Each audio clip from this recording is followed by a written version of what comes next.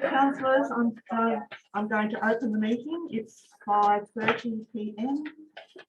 Welcome to the July meeting and welcome to any members of the public that might be logging on through Zoom.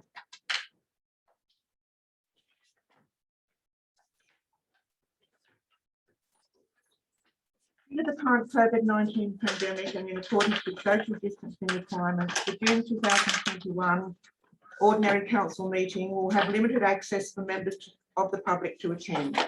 The meeting will be live streamed via Zoom webinar facilities. A link to the council meeting will be available via the council website. Recordings of council meetings or parts thereof cannot be copied, recorded, reproduced, reused or transmitted without the prior written consent of the General Manager. The meeting is being recorded and made publicly available on council's website, and persons attending the meeting should refrain from making any defamatory statements. Masks are required to be worn throughout the meeting unless you are speaking. Council acknowledges that this meeting is being held on the traditional lands of the Wiradjuri, Gundungurra and Darug people and respects the history and culture of elders both past and present. Do I have a councillor willing to open the meeting with a prayer? Councillor Donny, thank you. We could all stand, please. Let's just bow our heads in prayer. Dear Lord, thank you for the beauty of this winter weather. Thank you for the rain, replenishing the nature around us that you have given us. We pray for this council meeting. We pray for the humble exercise of the great responsibility of leadership that we have, that we may listen, that we may care, and that we may make good decisions. In your name. Amen. Thank you, Councillor Donny. Item 4, councillors' record of attendance. We have an apology from Councillor Nick McKechnie, and I'd like someone to move that we approve a leave of absence for Councillor McKechnie, Councillor Capel, and Councillor Donny. Thank you. All in favour? Harry, thank you. I will note that Councillor McKibben has not yet joined the meeting. Any declarations of interest this evening, councillors? No declarations. There are no presentations. Questions from the public.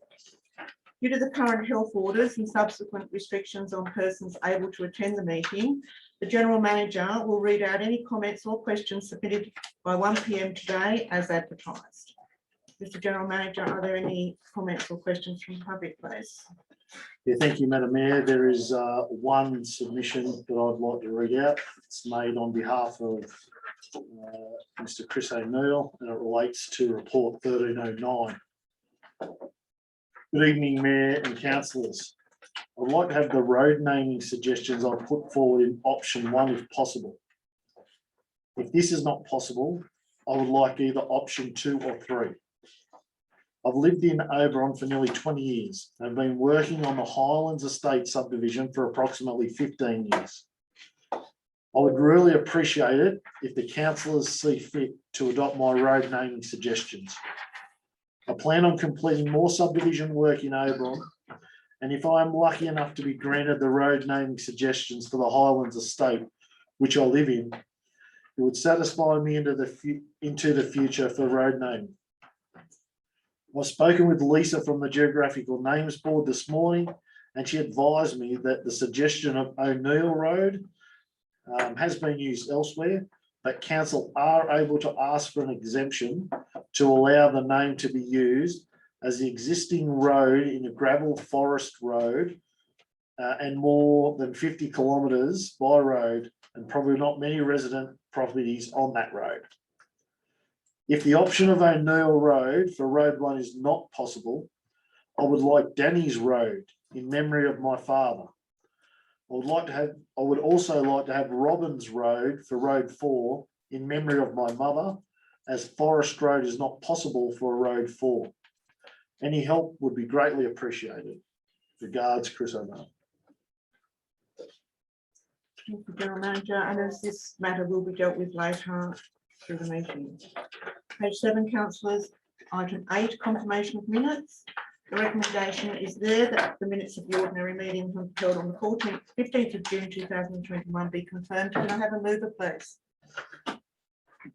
Councillor Capel, can I have a seconder, please? Councillor McCarthy, is there any business arising, councillors? I'll put the recommendation, all in favour? Carried unanimously, thank you. I note that Councillor McKibben has entered the meeting.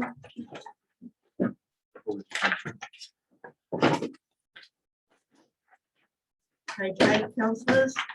Item 0901, mayoral minute and report. The recommendation is there that the report item is received as information. Can I have someone to move that, please? Councillor Kellam and Councillor Capel, thank you. Councillor Kellam, do you have any? No, Madam Mayor, except to note that it's your normal busy mayoral minute. You, Councillor Capel. No, nothing further than that, Madam Mayor, thank you. Any other comments on this one, councillors? Councillor McKibben. Thank you, Madam Mayor. Halfway down page 9. Has it been confirmed whether there's going to be candidates evening on the 9th of August? It has 6 p.m. at the RSL. 6 p.m. It has COVID been restrictions allowing. And if I could, Madam Mayor.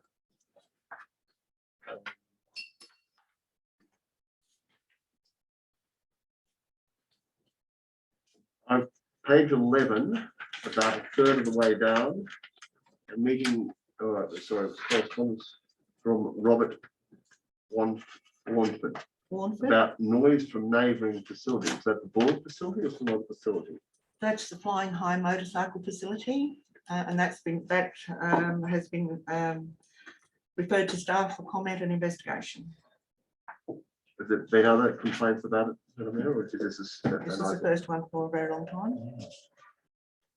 Thank you, Madam Mayor. That's all I have. Thank you. Councillor Stone. Just out of interest, Madam Mayor, but pursuing that one, I didn't pick that either. Is that complaint from the people moving into and out of the facility, or actually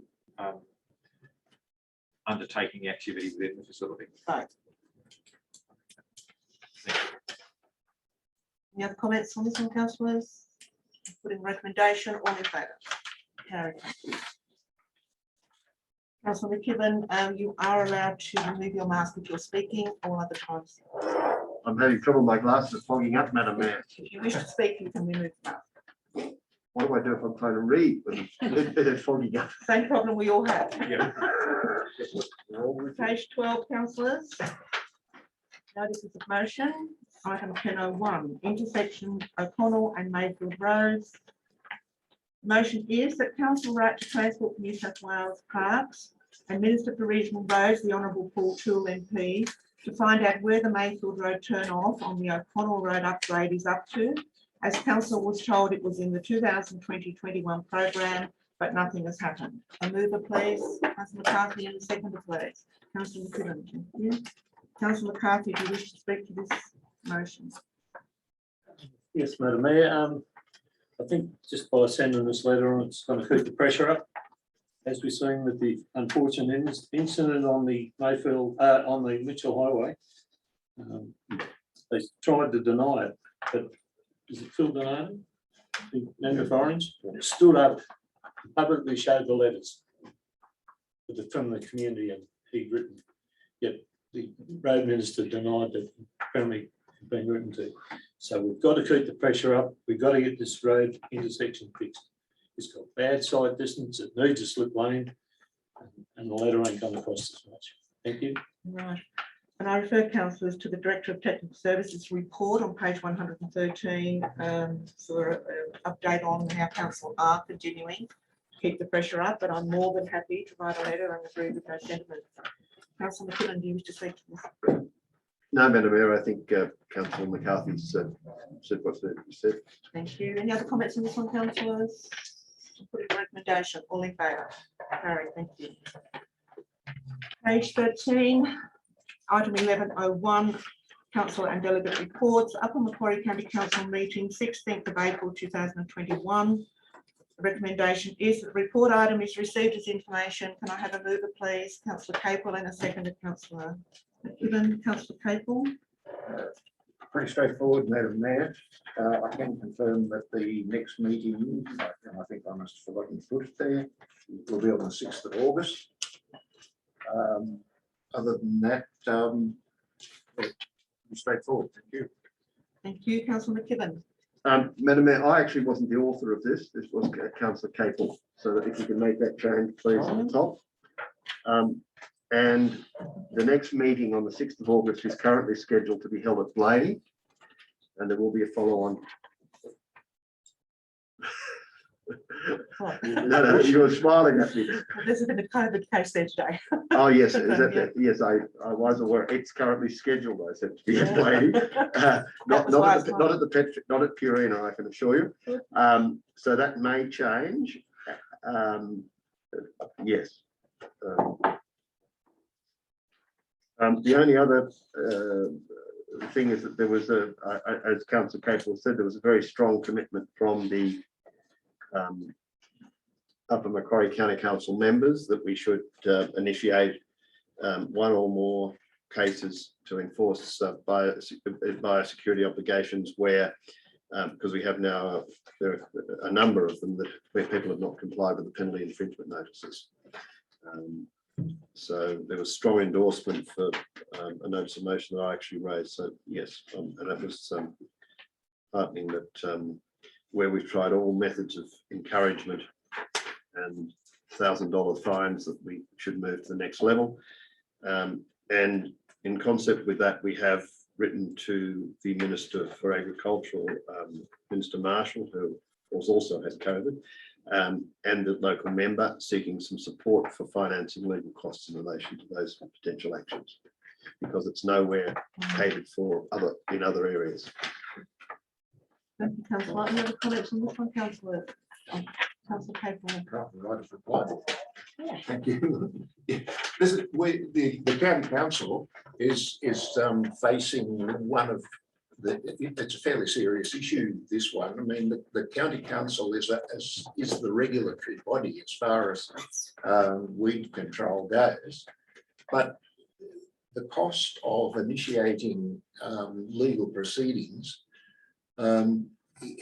really is a hindrance, and we can see why county council in the past hasn't taken that action, because it could well send it broke without some backup from somewhere else. And even if the landholder involved in any case is found guilty, I think we merely have to assume that the magistrate will say, go home and spray your burrs, mate, and possibly without any penalty. So it costs a lot of money. It does cost a lot of money, both in manpower, time for the county council, and for legal fees to mount a case. So it's an issue that the county council really has to deal with pretty seriously. I think the county council's been skirting on this for many, many years, and I think it's good to see a decisive action happening. Any other comments, councillors? I'll put in recommendation. All in favour? Carried. Thank you. Page 14, councillors, item 1102, Oberon Business and Tourism Association meeting, 16th of June 2021. The recommendation is that the report item is received as information. Can I have someone to move that way, please? Councillor Capel, and a second, please. Councillor McKibben, thank you. Councillor Capel, do you speak to the report? As you already have, I was going to confirm that the time for the meet the candidates function will be 6 o'clock on the 9th of September. 4th of September. August, 9th of August. Yeah, well, somewhere next within the next couple of months. It's just a political strategy. Sorry, Madam Mayor. Other than that, yeah, just straightforward stuff. Thank you. Councillor McKibben. No, Madam Mayor, it seems very interesting, and I was pleased to see that so many presentations from several women who ran their businesses. I thought it was very good, excellent. And I also note Councillor Capel briefed the meeting on a number of council actions, which I think is excellent. And I note the comment that businesses really felt the effects of the road closures in Hampton, and hopefully that's rectified, but now no one's travelling to Sydney anyway. Very little freight still going through. Sorry. Thank you, Councillor. Any other comments on this one, Councillor? For the recommendation. Councillor. Sorry, Madam Mayor. I think I should. I don't want to miss anybody out, but I think I should compliment you, Madam Mayor, on evidence of this report and encouragement of women in leadership in our community. I think that brings significant benefit. Those of you might be aware, even on the ASX, research says that boards of companies that have a larger representation of women tend to be more profitable. I know you put a lot of work into this in a lot of ways, and I just see that as further evidence of that reward for your effort.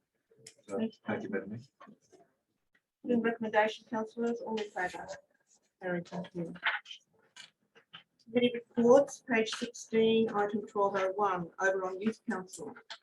Recommendation is that council receive item 1201 as information. Can I have a mover, please? Councillor Capel, thank you. Councillor Cullen. Thank you, Madam Mayor. I'm very pleased with this council at the moment. It's a very dynamic group, and starting to get reflected in the way they're approaching the job. Councillor Capel. Just echoing that, Madam Mayor, a dynamic group. There's lots of information there that tells us what they're up to. So yeah, I'm sure that they will bounce ahead from here. Councillor, any other comments on this one, councillors? I'm putting recommendation, all in favour. Carried, thank you.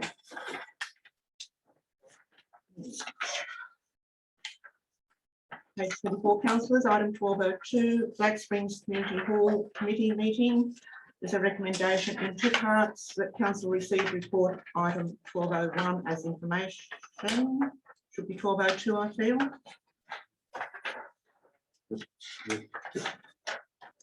1202 as information. And that council note the recommendation of the Black Springs Community Hall Committee. Can I have a mover, please? Councillor Capel and a seconder, please. Councillor, yes, thank you. Councillor Capel, do you wish to speak to this? Yeah, thank you, Madam Mayor. I would like to speak on the recommendation that council contracts an independent contractor to undertake the maintenance and pest audit of the building to inform to help with the report will inform the longer term maintenance plan. I think it's imperative that a maintenance audit be done. We've been talking about it for 12 months or more, the need to do that. We operate out there with a fairly small budget. Council operates with a small budget for maintenance, and there's been a lot of very welcome work done out there with the benefit of grants. But some of these things we've seen cost overruns with the toilet, the new toilet upgrades, because there was things, once we pulled the floor up, there was stuff that we should have known was there, but we didn't. Meetings have been talking for a long time about water pooling on the floor and coming down the walls. Those things surely need to be fixed before we start spending money, even with grants, to do things. I mean, we put in a kitchen out there that's a really nice kitchen, but we put it on a dodgy floor, water pools on the floor, and it's going to be harder to fix those things after the work's done than would have been to do it beforehand and then install the kitchen. I think we need to get an independent person. We've had contractors out there who were doing work, have a bit of a look at it, and they've given us a bit of an idea, but we need more than a bit of an idea. We need to have a full proper audit done so that we can work a budget on our planning for the next however long it takes. And categorise the jobs that need to be done and put them in some order and just get the place fixed up. Thank you, councillor. Wish to speak to this, councillor Gibbons? Yeah, just like to agree with those sentiments. We have a major event coming up in 2026, so I guess to plan for something fairly special, you need to really get started now. And we'll be 50 years old, and it'll be something we can work for a special occasion. And with regards to the water leaking and building on the floors, I think we've fixed that with the guttering that might have overrun from the toilets. To be able to get someone there as soon as we can, so us older people can continue to put help into that hall for the future generations. And there's money about to be spent, and I know the association would like to even go 50-50 with the council in some areas. We're talking acoustics and heating after we get a hall report, so I'm hoping we can really get a report on the hall done soon. Thank you, councillor. Any other comments on this one, councillor? Councillor McCarthy. Yes, Madam Mayor, someone that's been under that hall, I was really disappointed to see that they'd sealed straight up to the hall and never tried to divert the water away from the premises. And that's one of the things that really gets to you, that the movement underneath is related to the soft surface underneath. And we should have known that that toilet block and all that was a bit dodgy, because you can, you can get right under that hall and get right along. So anyway, it's just, we've got to work to keep underneath dry. That's all, and that's all I'm getting at. And I don't think we've done enough when we hot mixed it out the front to divert the water away from the premises. Thank you, councillor. Any other comments, councillor? Mayor, I notice at the bottom of under general business of page 25, the comment about the concrete capping works having been performed poorly. Has the contractor been contacted at this stage? I think that's been rectified. It has been rectified. Any other comments, councillors? I'm putting a recommendation, all in favour. Very thank you. Page 27, councillors, item 1203, Community Services Committee meeting. The recommendation is that council will receive the report item as information. Can I have someone to move that, please? Councillor Adani, and a seconder, please. Councillor Kellam, thank you. Wish to speak to this report, Councillor Adani. Now, it's very self-evident. Councillor Kellam. Nothing to work out of it. Any other comments, councillors? Putting recommendation, all in favour. Carried, thank you. Page 34, councillors, item 1204. CTA Audit Risk and Improvement Committee. The recommendation is the report item 1204 be received as information. Have someone to move that way, please. Councillor McKibben and Councillor Kilman. Wish to speak to this, councillor? Thank you, Madam Mayor, because it is a detailed, well, let's say the attachments are quite detailed when you go through them. And I'd have some questions, and obviously maybe the seconder of this motion can answer those. Page 43. What is the issue regarding the general ledger restructure project, which is about a third of the way from the top on that page? Can someone enlighten me what's required in restructuring this general ledger? Is it not considered appropriate by the audit committee? Through the chair, the general ledger restructure is just a huge restructure from what we've previously had to what we're moving towards. As part of council's consideration of the operational plan, you'll know that there was a lot of movement into spaces where it should be. That was the first start of this project. There's over, I think there's over 3,000 general ledger numbers that we're trying to bring back to an acceptable level. With the transition of their CFO and the director, that has slowed that considerably, because one of the projects that one of those people would have been working on was that. So it's something that has been stalled while we're re-recruiting. And if I could, Madam Mayor, at the bottom of that page, the risk appetite statements which appear to obviously go further than financial risk. Are they going to be circulated to council at some stage so we can have a look at those? Through the chair, yes, they.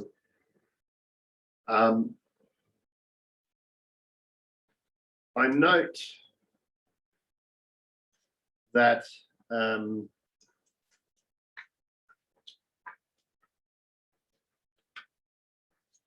page 45, again, about a bit over a third way, it says councils engage with the council in Victoria, and this is in relation to the EMS working party, to review their rates module at the moment to ensure the product will be suitable. So the the open office EMS system obviously will operate our rates module. So that's why we're looking at this Victorian Council. Is that correct? Have I got it correct? That's exactly right, yeah. So we Okay. need some comfort around rating in that space because the other councils we were working with previously only use that module in the water space. Right. And we wanted to make sure that we had comfort around that module in an overall, and the Victorian Council was our go-to council to Similar size or? similar sizes. And if I could have, about 2/3 of the way down that page 45, Madam Mayor. The self-assessment tool.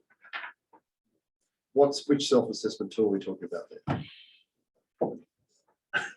There was a self-assessment function on how we thought we were going and what we thought about the concept of what we were doing with the ARIC.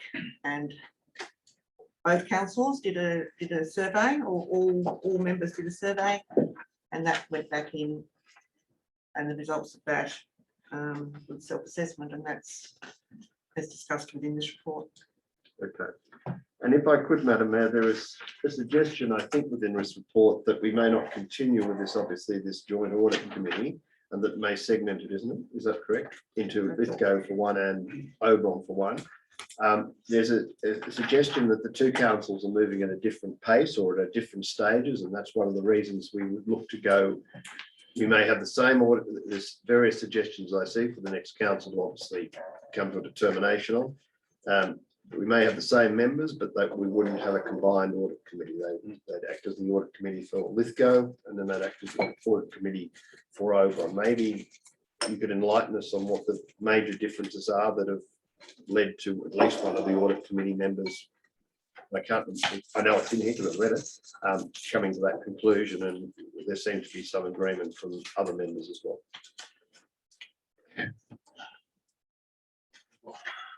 Might go ask Councillor Corn to respond to this Thank you, Madam Mayor. as the second of the motion. I'll go back one. The self-assessment tool was one that was provided by one of the independent auditors, and it was pretty straightforward.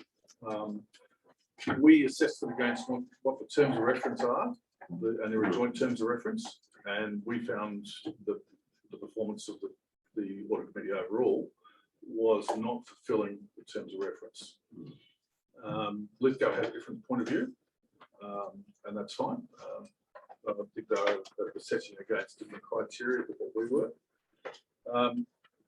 The joint meeting has never been actually particularly useful. It's never really got any legs. If there's any joint issues that need to be discussed, well, we can do that on a mayor-to-mayor or general manager basis, but that's unlikely.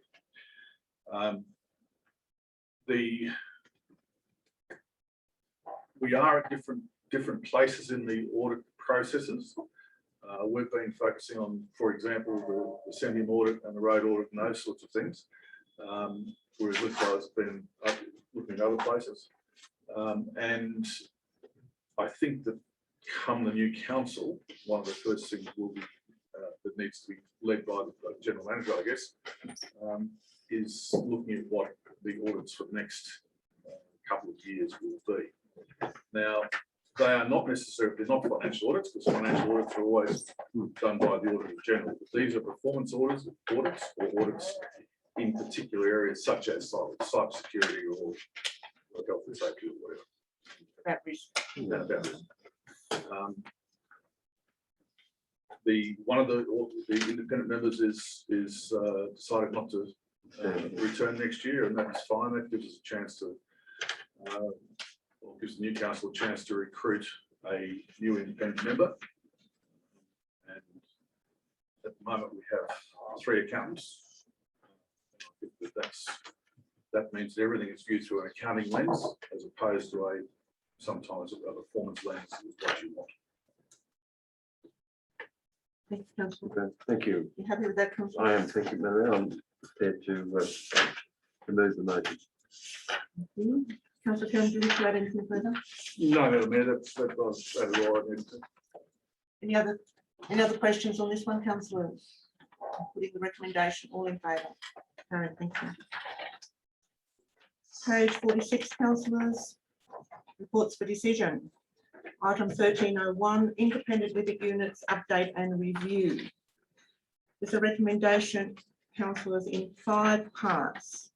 But council note report item 1301 for information. That council reaffirm the independent living unit committee and develop the terms of reference for the committee. That council undertake a further review of the lease and contracting arrangements and prepare a standardised current lease document for tenants. That council centralise management and budget to the corporate services department within council. That council develop a project management and facility operation policy. Could I have a mover, please? Councillor McKibben and a seconder. Councillor Killen, thank you. Councillor McKibben, do you wish to speak? I do, thank you, Madam Mayor. Move my motion. Well, I've read this report and obviously the recommendations with it. It seems to be reasonable, but I do raise a couple of issues, if I may.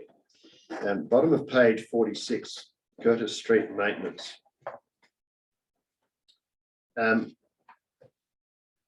Council has now arranged for maintenance items to be rectified due to a lack of response from the, I think it's from the builder of the new units. Surely the builder is obliged under a warranty obligations under its contract to do this. Did we not have a retention sum that we can claim on for doing this work? We have a retention sum which is still with us to do this work. Right, okay, so we'll use that retention to do it because the builder has not been unresponsive. Very good. The current vacancy and maintenance updates, do we envisage that's, sorry, above, we're in for Balfour Street, about 7/8 of the way down page 46. Unit 7, so that is now tenanted because applicants been notified, that's correct. The next ones, 2 of them, if I could. Do we have applicants in waiting for them once their carpet is installed and they're clean? But we have a list of them waiting, so they're ready to go as soon as 2 to 3 weeks. Thank you, that's what I thought.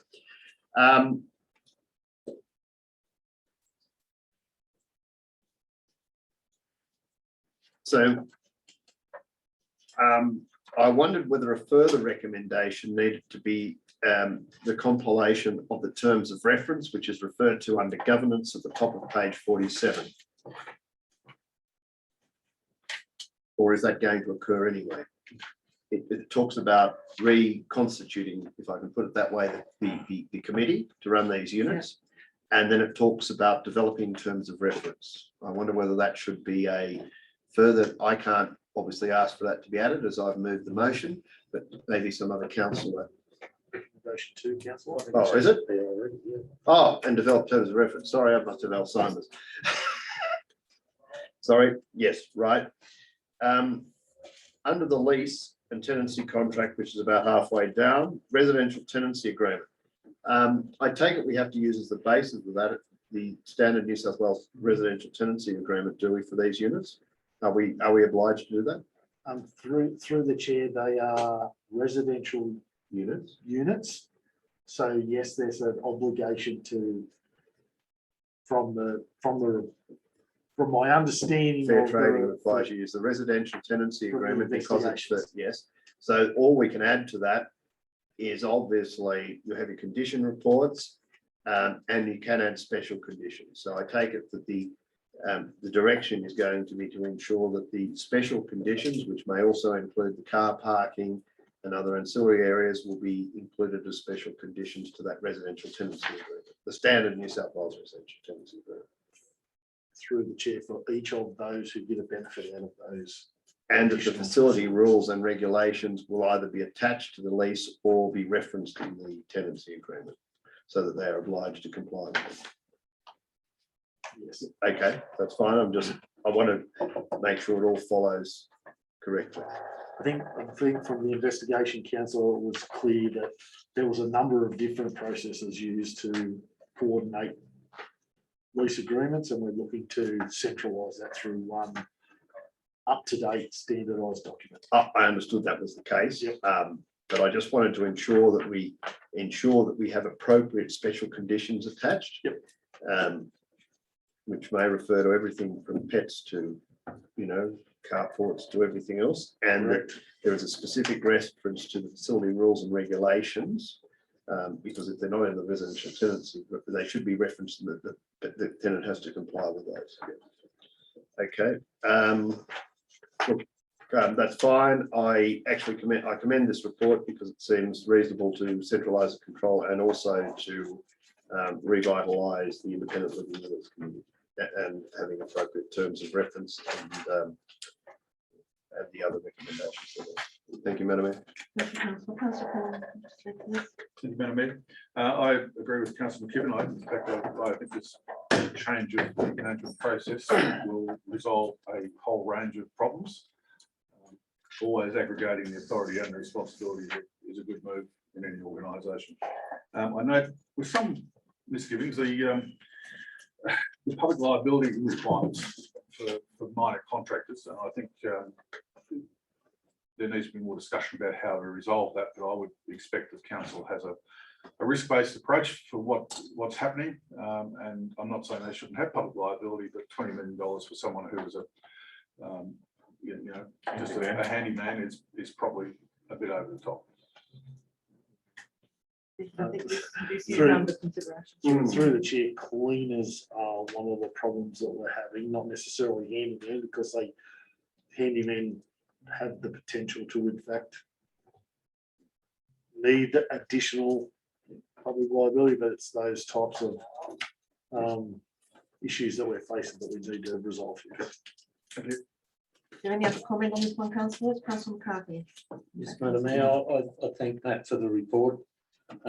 There's a couple of items that we need to consider. That in the past there was never a bond required, so we need to dribble, say, $5 a month or something until we get it up to a reasonable figure of a bond of possibly $300 to clean when they exit the thing, if it's not being cleaned by themselves on leaving. But what's been missing on here is 3 months ago, I think we wrote to the general manager asking him why Unit 7 has been sitting there since December, unoccupied, and we're just getting it filled now. So that's a loss to the community of over $2,000. So, and a facility not being used. So the report doesn't outline that.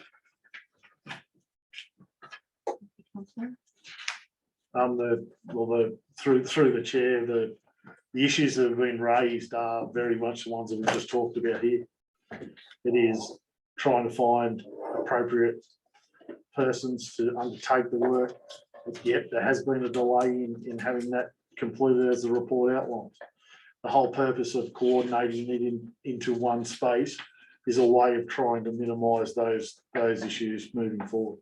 But in terms of public liability, one of the issues that we were having was around trying to get someone with $20 million worth of public liability to come in and do works for us. Madam Mayor, So they are the issues that we were facing during that time. Madam Mayor, can we stop the rubbish and find out this unit was freshly painted out in prior to the last tenant moving in. The last tenant spent half his time in hospital. It was still freshly painted out. What repairs were required? There was already, what's that? So was it only the taps to be changed? And remember, they're independent living units, not disabled units.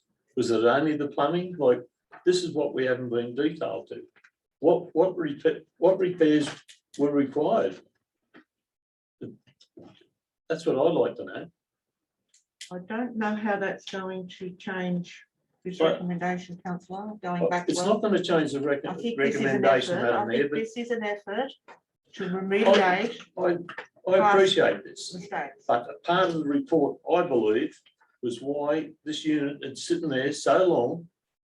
And I don't accept the definition from the general manager in respect of what repairs, it doesn't outline what repairs were required. So it was tenanted before, and before that tenant moved in, went over to hospital, it was freshly painted out.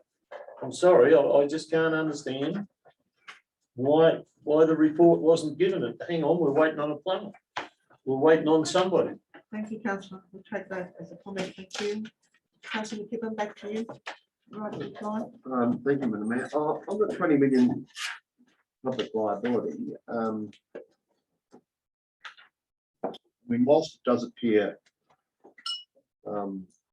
large, it's not, it is a standard figure normally asked of contractors. I mean, Oberon Council insists I have 20 million public liability to put my stock on the road. That's one of the criteria.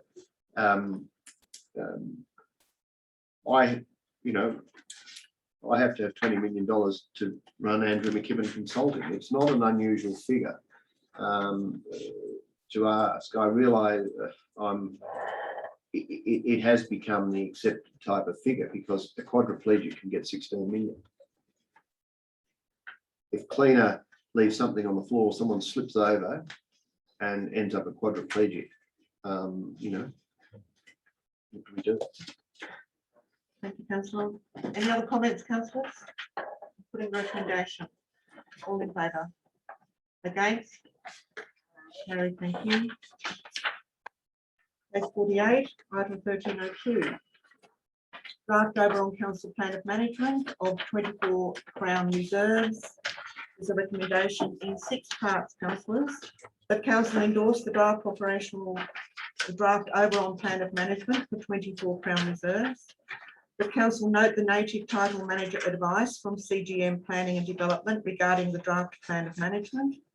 The council forward the draft plan of management to the Minister for Water, Property and Housing for endorsement. The council delegate the general manager to make any minor typographical or editing amendments to the draft plan of management if required. The council, subject to endorsement by the minister, place the draft plan of management on exhibition for a minimum of 42 days, and that if no submissions are received, forward to the minister for finalisation, or if submissions are received, receive a further report of the outcomes of the public exhibition. Could I have a mover, please? Councillor McKibben and Councillor Capel, thank you. Do you wish to speak to this, Councillor McKibben? I do, Madam Mayor, and I do have some comments, and I do apologise that because of time frame and because of the length of the document, which is quite extensive, and it was really very hard to get through it all in the time frame because it was, I don't know how many pages it was. I mean, so obviously some were a lot of plans, 200 pages. It is an extensive document, and it deals with all our reserves in a lot of detail. There is quite a bit of repetition, and obviously there's the native title issues which are all looked at the back, and because we've there have been intervening acts, it appears that none of our major reserves are subject to native or can be subject to native title claims. On page 12 of the actual attachment, I put a third to a halfway down the page, we refer to the Biodiversity Conservation Act, which is correct. However, we then go on in the 2 paragraphs below, and I believe the 2 paragraphs, which says certain weeds are also declared noxious under the Act. That's actually not correct. Those weeds are declared noxious under the Biosecurity Act. There are no weeds declared noxious under the Biodiversity Conservation Act. So I think there needs to be a couple of changes there. It is the Biosecurity Act. A weed may be declared noxious in part or all of the state. And that's what the whole synopsis of the Biosecurity Act is.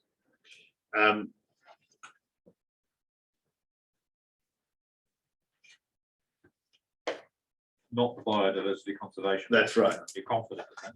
I'm pretty confident, yes. Yeah. We can get that checked, Councillor. But I'm sure that's the case because the only way a weed may be declared noxious in part of the state is under the Biosecurity Act. I'd look at that, looked at. The Yeah, okay, thank you. Just down, again, page 13 of the attachment, all my references will be the attachment going forward, Madam Mayor, if that's correct. If that's okay. Do we have, and I wasn't certain, and maybe I've missed it, any areas of koala habitat within our Crown reserves? Through the chair, I would not like to say we haven't.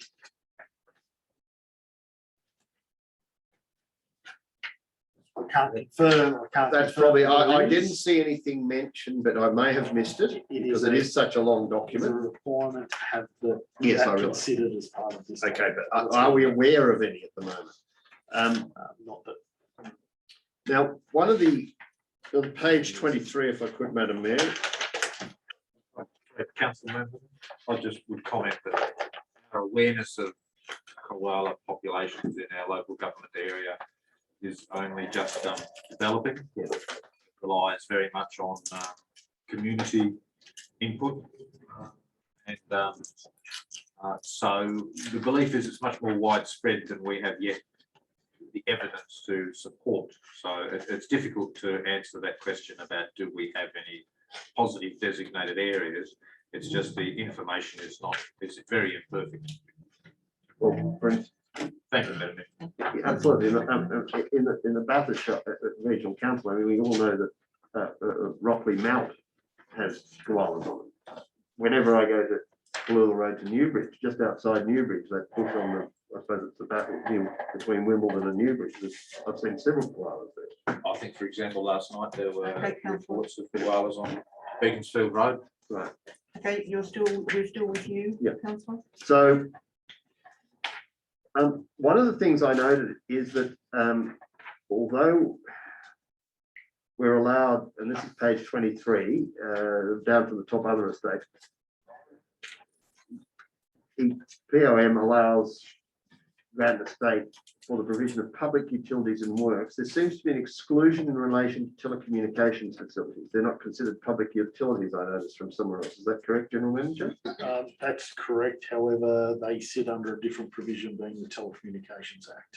So they are still allowed to be constructed on Crown preserves, or what's the score? Because I notice there was an exclusion somewhere for telecommunications.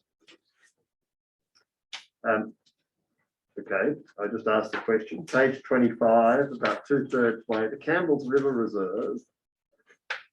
I thought it's not part of that what we were seeking funding for an aqueduct across Campbell's River Reserve, and is that a permissible use of that Crown Reserve? The chair, I'd have to defer to the. You know what I mean? Yes, where the Campbell's River Road crosses, but my colleague might have it. Through the chair, there's a travelling stock route there which is under local land services control, not as part of this plan of management, but there's also the Sanko's Hole, Which is further back, yeah. two remote But villages. does this Crown Reserve extend to where we were going to put the road? Because when I look at the location map, it seemed to be that same area. Yes, through the chair, yes, that is correct, and certainly that was visited with local land services some time ago when council was looking to have the road realigned with the permissibility at the time of local land services to do so. So yes, it does impact a travelling stock route. So there's no problems with erecting that road as a result of this. Well, at the time of the inquiry, no, there wasn't any concern from local land services if council were intending on doing so. Okay, so the submission of this document will not preclude us constructing that road in any way. From the correspondence that we received, no.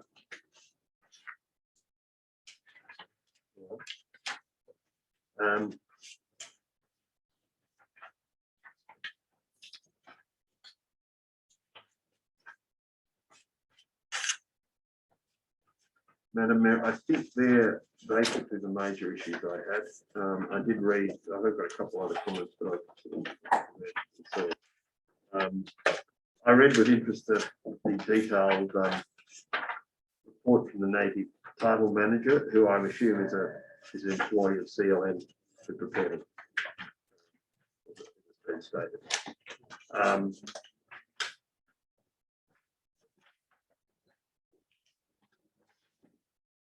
Okay, thank you, Madam Mayor. I'm pleased to move the recommendation. Thank you. Just through the chair, by virtue of the public exhibition of the document, should council find after reading through this document any more, please by all means bring those to us. If they're minor, we can include them. If they're major, then we can bring them back to council as part of the recommendation. So in terms of trying to absorb and read the document, even through that exhibition process, I encourage councillors to have a look and supply their comments that way. Thank you. Councillor Capel. Oh, think about it. Got no second. It filled in a wet Sunday afternoon for me, and I did wade through it. I didn't pick up the things that Councillor Piven did. I didn't have any concerns. I thought it was an excellent document. The recommendation is that we're endorsing the thing to go to the minister, and then to go onto exhibition. I harked back to the meetings. They were back in August last year, the on-site meetings, and there was a particularly one of the I attended a well-attended one at Black Springs. That was the presentation from the consultants was excellent, and the input from the locals was also that way, I thought. I think there was probably one in town or so, but I didn't attend that. So yeah, I'm happy to second it, and congratulations to all concerned. Thank you, Councillor. Are there any other comments on this, Councillor? Councillor Joni. Thank you, Madam Mayor. Just note with particular reference to Flat Rock Reserve, the Mutton Falls Road. It falls under classification of a park. Its ranges of uses, I think, are highlighted on pages 84. Just checking if I'm wrong with all the glasses pulled up. It's outlined on page 51 as the actual business titles, the definition of plan. I was looking for Looking the in tables. management plan. I had them, the tables that specify the uses available. I'll try 64 and 65. Yes. I apologize, Madam Mayor, I wrote down the wrong numbers for my reference. In the permissible uses is a camping ground, primitive camping ground, similar to, or camping ground similar to the Reef Reserve. And I was just going to ask, I know there's been a bit of reorganising, and the more we open up these areas to the community to use, then the more care we have to take care of them. I'm just wondering if there's been any further progress in staff who will inspect these areas on a regular basis, ensure supervision of overstays, general tidying up, that sort of stuff. There was a restructuring the general manager referred to in recent times. I think it's still in process. I'm just wondering how it might be going through you. Okay. Through the chair, the areas that you talk about are still managed by staff. They clean up the area and they note the people that are there. I'll also note that at this point in time, Flat Rock is not a primitive campground. There is no approval for it. However, It's classified as a park, and one of the permission, and I forgive me, I wrote down the numbers, but I've somehow written down the wrong ones. But within that park, camping is an accepted activity. Yep. So should council lodge an application with itself for a park, you can assume the concurrence from the plan of management from the Crown that goes through the minister's process. So the whole issue about having a park there is it allows council to assume that the minister is also going to sign off under an assumed concurrence. Should an application be lodged, permissible use doesn't mean that you can do it. Permissible means you can lodge an application and assume the minister's landowner's consent as part of that process. So under what consent is it doing now? Through the chair, it does not have a consent. Thank you, Madam Mayor. Any other comments here, councillors? Councillor McCarthy. Just a clarification after General Manager just said we do check all these areas. Where's our legal access to Sanko's hole? There is none. So how do we check it? How do we check it? Sanko's hole. Yeah, The reserve, I'm talking about the reserve where we have infrastructure. okay. We don't check all our reserves every week or so. That's fine. And the other comment was the Oberon Public Recreation Reserve, the common, the west and the east side. Some of the grounds own freehold though, isn't it? Correct. Thank you, councillor. Thank you. Okay, councillor Donny. Oh, forgive me, and thank you for your forbearance, Madam Mayor. I found what I was looking for on 52 through to 55. Which document? Where 8.4 development and use of the appendix. In the attachments, councillor, in the attachment, Yes. 52. 52 to 55, and both table 8, which refers to a park. It does not appear to have camping and development to facilitate uses of that area, but table 10 on page 54 specifically notes that the Oberon Public Recreation Reserve or the Reef Reserve and Flat Rock Camping are targeted as camping development areas. That's the section I was referring to in my earlier comments. Whereas the General Manager informs me at the moment that camping at both those areas therefore is not acceptable at all. There's no authority. There's no approval. Thank you, Madam. Thank you, councillor. Councillor McKibben, right of reply to you. Thank you, Madam. I just have a question in relation to 50 of our actual agenda in business papers. About 4 lines from the top. Can, through you, Madam, can you explain what Crown reserves the council manages as devolved land and it is managed under section 48 of the Local Government Act. Its council is not the Crown land manager. Can you explain what type of reserve that applies to and why it's not considered, that we're not considered to be the Crown land manager in those, for those reserves? Do we have any? Through the chair, I'll have to look into the document unless my development director can answer the question on whether we have any devolved land or not. Maybe you could explain what you think that is devolved land. My understanding is devolved land means Crown land that we don't have any Oh, okay. ownership over Ownership over. or any right to have ownership over. We don't have it. We're not the manager. I don't think that we do, but I could take your notice and reply. How does that differ from Crown land, which is owned by the Crown and we manage? Because that's the case with Black Springs Hall or other things, that we don't actually own it, we're managing it, we're the managers. So what does this devolved land mean? Why is this different?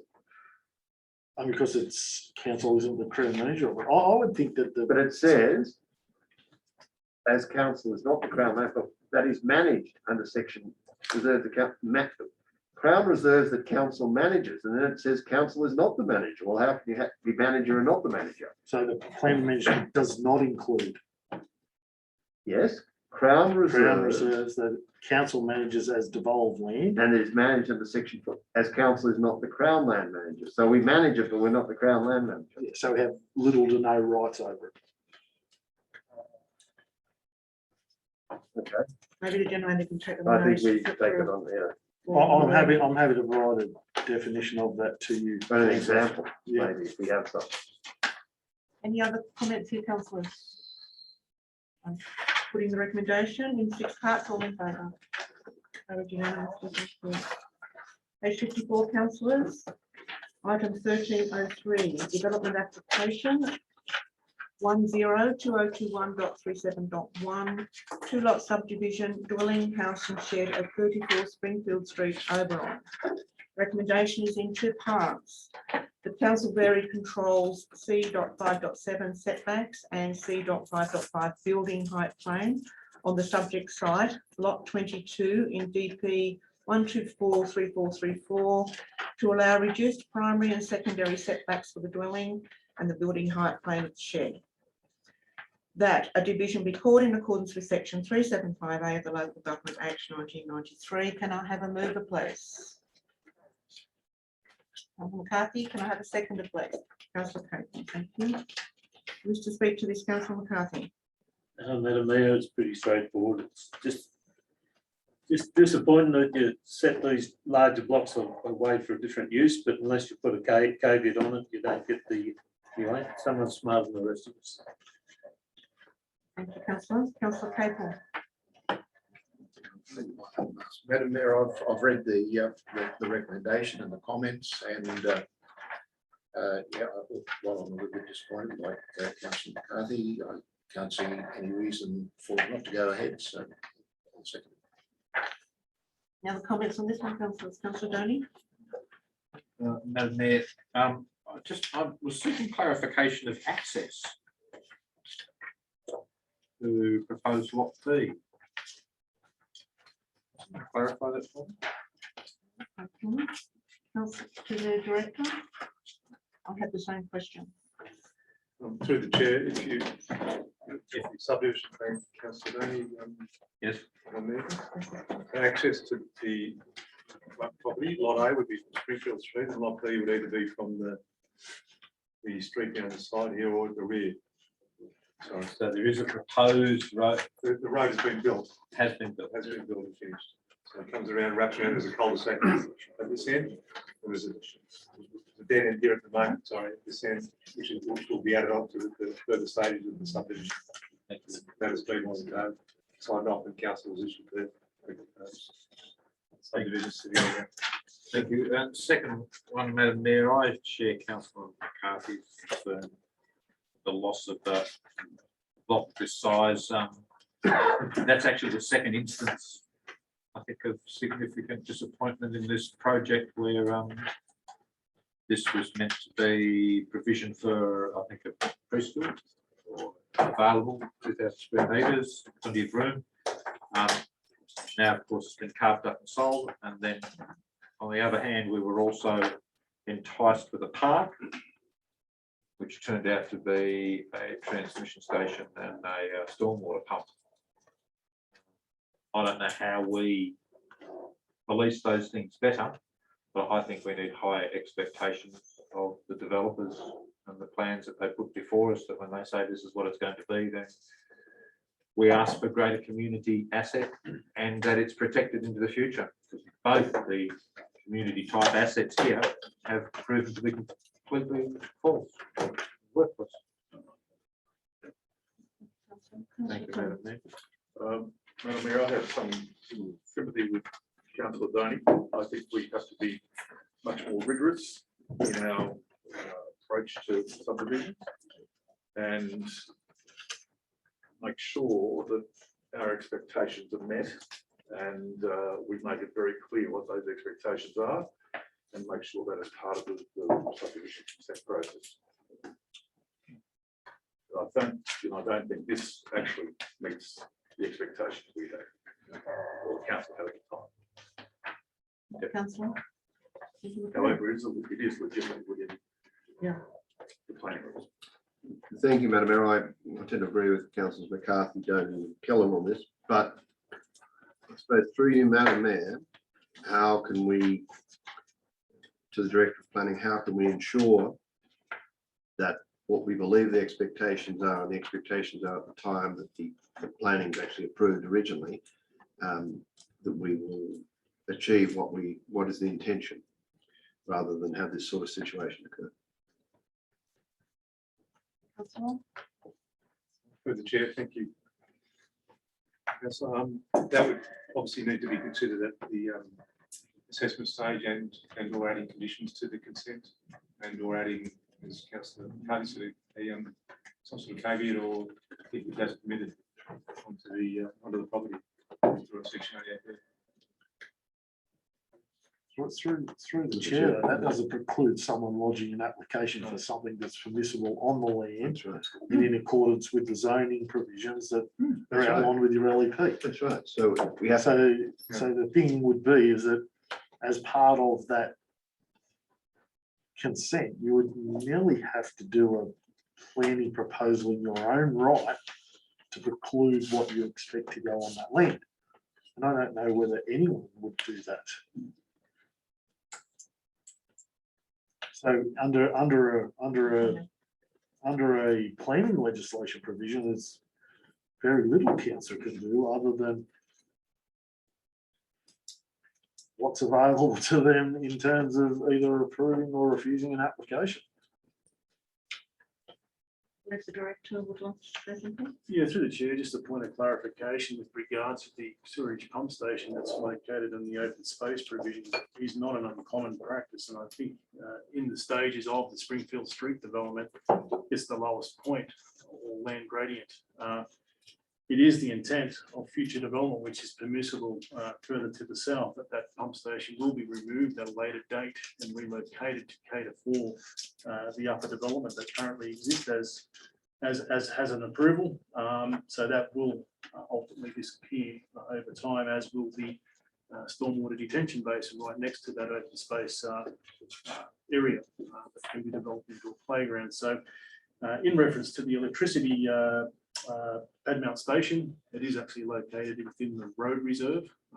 That's not actually in the open space, and it's obviously a facility that the utility provider must provide, and I suppose without burdening allotments, generally places it within the locality of an open space area, whether that be unfortunate views of council, that's certainly a general practice of those utility providers. Hopefully that clarifies position. Thank you. Any other comments on Councillor Gibbon? So just at the DA stage, could us as councillors require a children's playground there in that allotment if we'd have been, you know, it was for a childcare centre or something, but could we have stipulated that back there in the early days if, or not? Because he was setting that aside for a children's centre or something, wasn't it? If, you know, when there's a lot of lots there and a lot of young families coming into that area, could we have requested a playground or land set aside for park or not? Through the chair, you did that, councillor, as the director was just indicating. I'll park down here where the other side, but this was a preschool kindergarten or something, this land, wasn't it? Through the chair, my understanding was one of the potential options for a bigger lot could have been for a facility such as that, but there was never any application or never any approval for anything like that on the block. So I'm saying we could not have required that. Made a decision then on the DA and said that's a requirement to put land aside for children's playground. It may have happened, but I mean, you can't do that. We can. Through the chair, only if an application for a children's playground was applied for as part of that development. And even so, should an approval be issued, there is nothing stopping someone else lodging another application on that land if it's permissible on that block.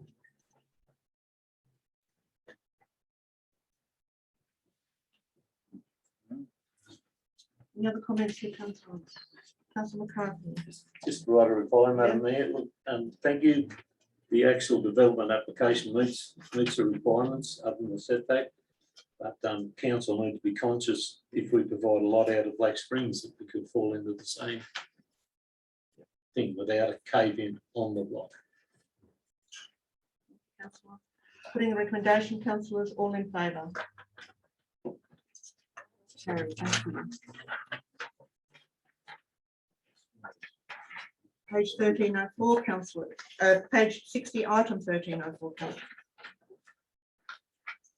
The recommendation is, the limits on service and communication policy, and the recommendation is that council endorse the limits on service and communication policy 2131 as presented. And I'm happy to move this if I can find a seconder. Councillor Kellam, thank you. I would like to speak to this. I know I am speaking in support of the recommendation. I first note that most councils have a policy in place similar to the one proposed here. The fact that Oberon Council now feels it needs this proposed policy in place to protect staff resources and the ratepayer dollar is disappointing for me. I feel this is a fair and balanced document setting out guidelines for both the community and staff in relation to the handling of complaints that are unable to be satisfactorily resolved under Council's existing complaints policy 2101, and a dose of common sense. This proposed policy does not in any way impede the ability of the public to ask questions of council in relation to issues of concern. Refer to Code of Meeting Practice items 8+8.14 to 8.25. It does not in any way impede the ability of the public to lodge a complaint against council, which will be dealt with under policy 2101 section 6. Rather, this proposed policy supports policy 2101 section 6 and outlines options available should a complainant feel their complaints have not been dealt with appropriately. Please do not confuse not obtaining the desired result with not being dealt with appropriately. These are two different things. The General Manager has a duty of care to protect staff from inappropriate vexatious attention from the public. It is hard enough to attract professional qualified staff to regional areas. The possibility that they may be subject to prolonged public vilification is not an option that should be tolerated. The General Manager also has a responsibility to ensure scant staff resources are utilised in the most efficient way to the benefit of the whole community. This proposed policy gives the General Manager the tools to ensure that in this instance, these responsibilities are achieved. Again, I stress, every member of the public has the absolute right to question council, express disagreement or submit a complaint. This is not an issue here, and there are clear guidelines for this process to occur. So what is at issue here? Imagine a scenario where an estimated $100,000 of ratepayers' dollars is spent over a period of time on staff resources, researching answers to questions repeatedly submitted with the same intent, seeking legal opinion and advice, and defending the council position when complaints are escalated. This money expended with no discernible results achieved or advantage to the ratepayer. It would be remiss of council not to put policies in place to limit this occurring. In fact, I think it would be demanded by a vast majority of our ratepayers. This proposed policy no way impinges upon the rights of the ratepayers of Oberon. There are avenues in place to ensure concerns are heard and dealt with appropriately at all levels. This is in fact strongly governed under the Act. This proposed policy is designed to specify clearly the avenues of redress should complainants feel their complaints have not been heard appropriately. It also clearly defines actions that will be taken by the General Manager or a member of staff with delegated authority should a complaint be designated as vexatious, frivolous, abusive or defamatory. There are adequate checks and balances in the policy to prevent misuse. It is unfortunate that we require a policy such as this, but I believe it needs to be there should it be necessary to implement. I'm speaking in support of the recommendation. Councillor Pelham, do you wish to speak? Thank you, Madam Mayor. I also speak in support of the recommendation. This proposed policy is not about limiting legitimate criticism of councillors or council staff. Criticism, particularly constructive criticism, is a pathway to improvement. This policy is about proportionate responses to the abuse of people, process, and resources, and is utterly consistent with similar documents in other LGAs, and has only two objectives: provide some formal protection for our staff and those limited number, excuse me, on those limited number of times that someone that they are helping becomes agitated or unable to control their anger, and ensure that the ratepayer provided resources are not abused in dealing with complaints. Essentially, it seeks to prevent the disproportionate use of ratepayers' resources in dealing with repeated versions of the same or similar complaints or questions. This policy, I hope, will also prevent a repeat of the recent 2019 event where we had a legal bill of $24,000, which was incurred for an investigation of multiple unsubstantiated complaints levelled against a significant number of council staff. The magnitude of the complaint, by regulation, required an independent investigation. That investigation found that not a single complaint had any merit whatsoever. Those complaints had no outcome except that $24,000 of ratepayers' money was not available for other productive uses. The Mayor has already outlined the disproportionate effect on ratepayer provided resources and the extra hours worked by council staff and diversion of those staff from their normal roles. I believe that this policy provides a process to alleviate this indulgent behaviour displayed by some at ratepayers' expense. I do, however, Madam Mayor, propose an amendment. You can't. On second. You seconded it, you can't. No, oh, that's the case. Okay. Sorry. Tell someone else. Okay, is there any other comment here, councillor? Councillor Creighton. Madam Mayor, I would just like to say that if this council hasn't had a policy like this one before, I'm surprised. I would have thought that every organisation like this would need one.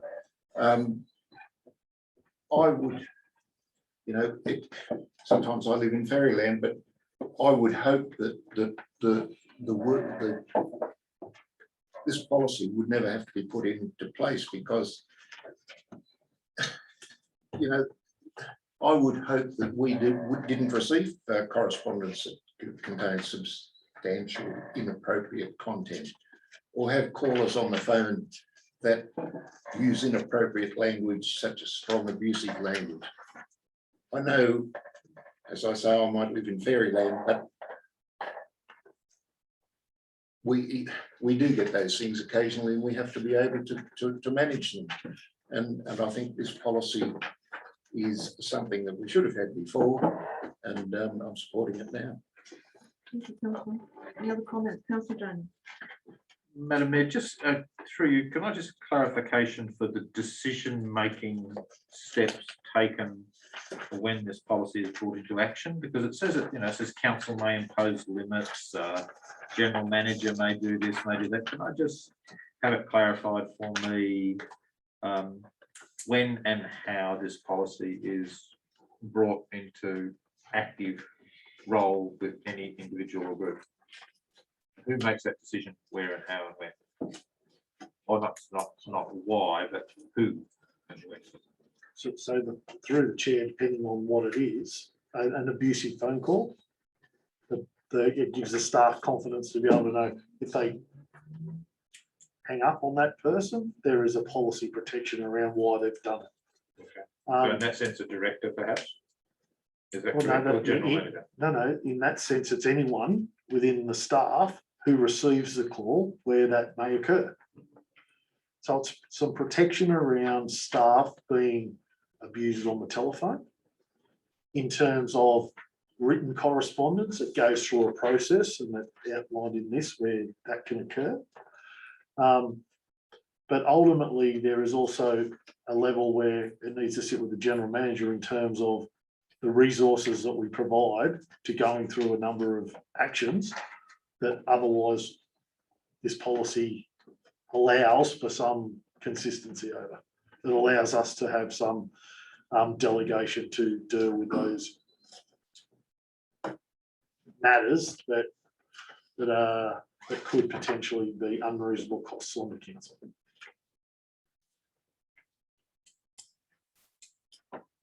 I certainly support the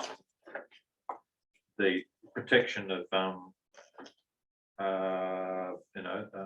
non-senior staff, most particularly from abusive comments, and particularly our female staff from abusive comments. I think that's totally unacceptable. Madam Mayor, I'd like to propose an amendment to the recommendation, if I can.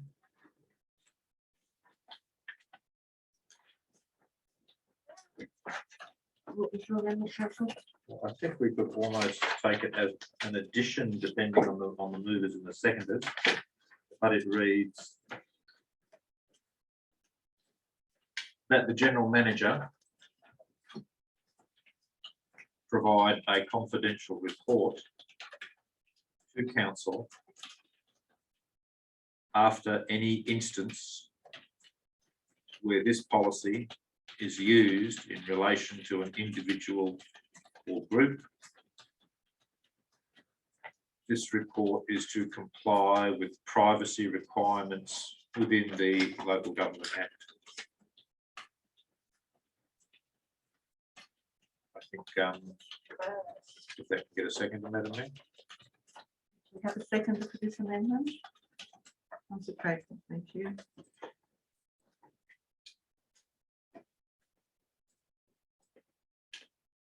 Do you wish to speak further on the amendment? I think it's a good safeguard, Madam Mayor, that where rightly or wrongly we do take the power to limit some discussion and some input, then somewhere along the line that has to come out into the open before council, i.e. in a confidential discussion, so that we can be a check and balance on the use of that power. I think that's very important. Thank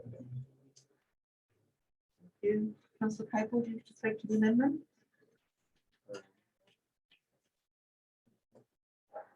No, thank you, Madam Mayor.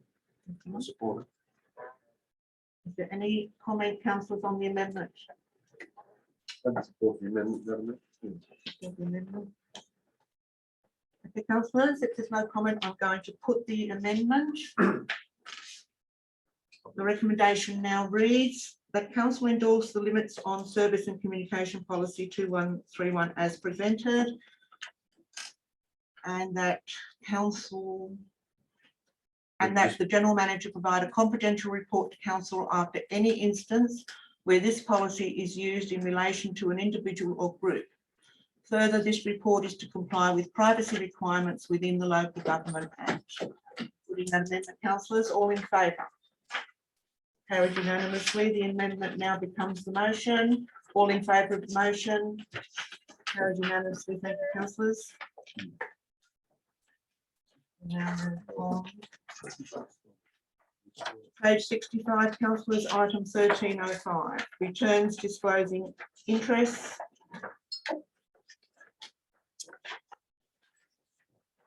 Recommendation, excuse me, is that council note the requirement to lodge a return disclosing interests of councillors and designated persons. Can I have a mover, please? Councillor McKibben and Councillor Downey, thank you.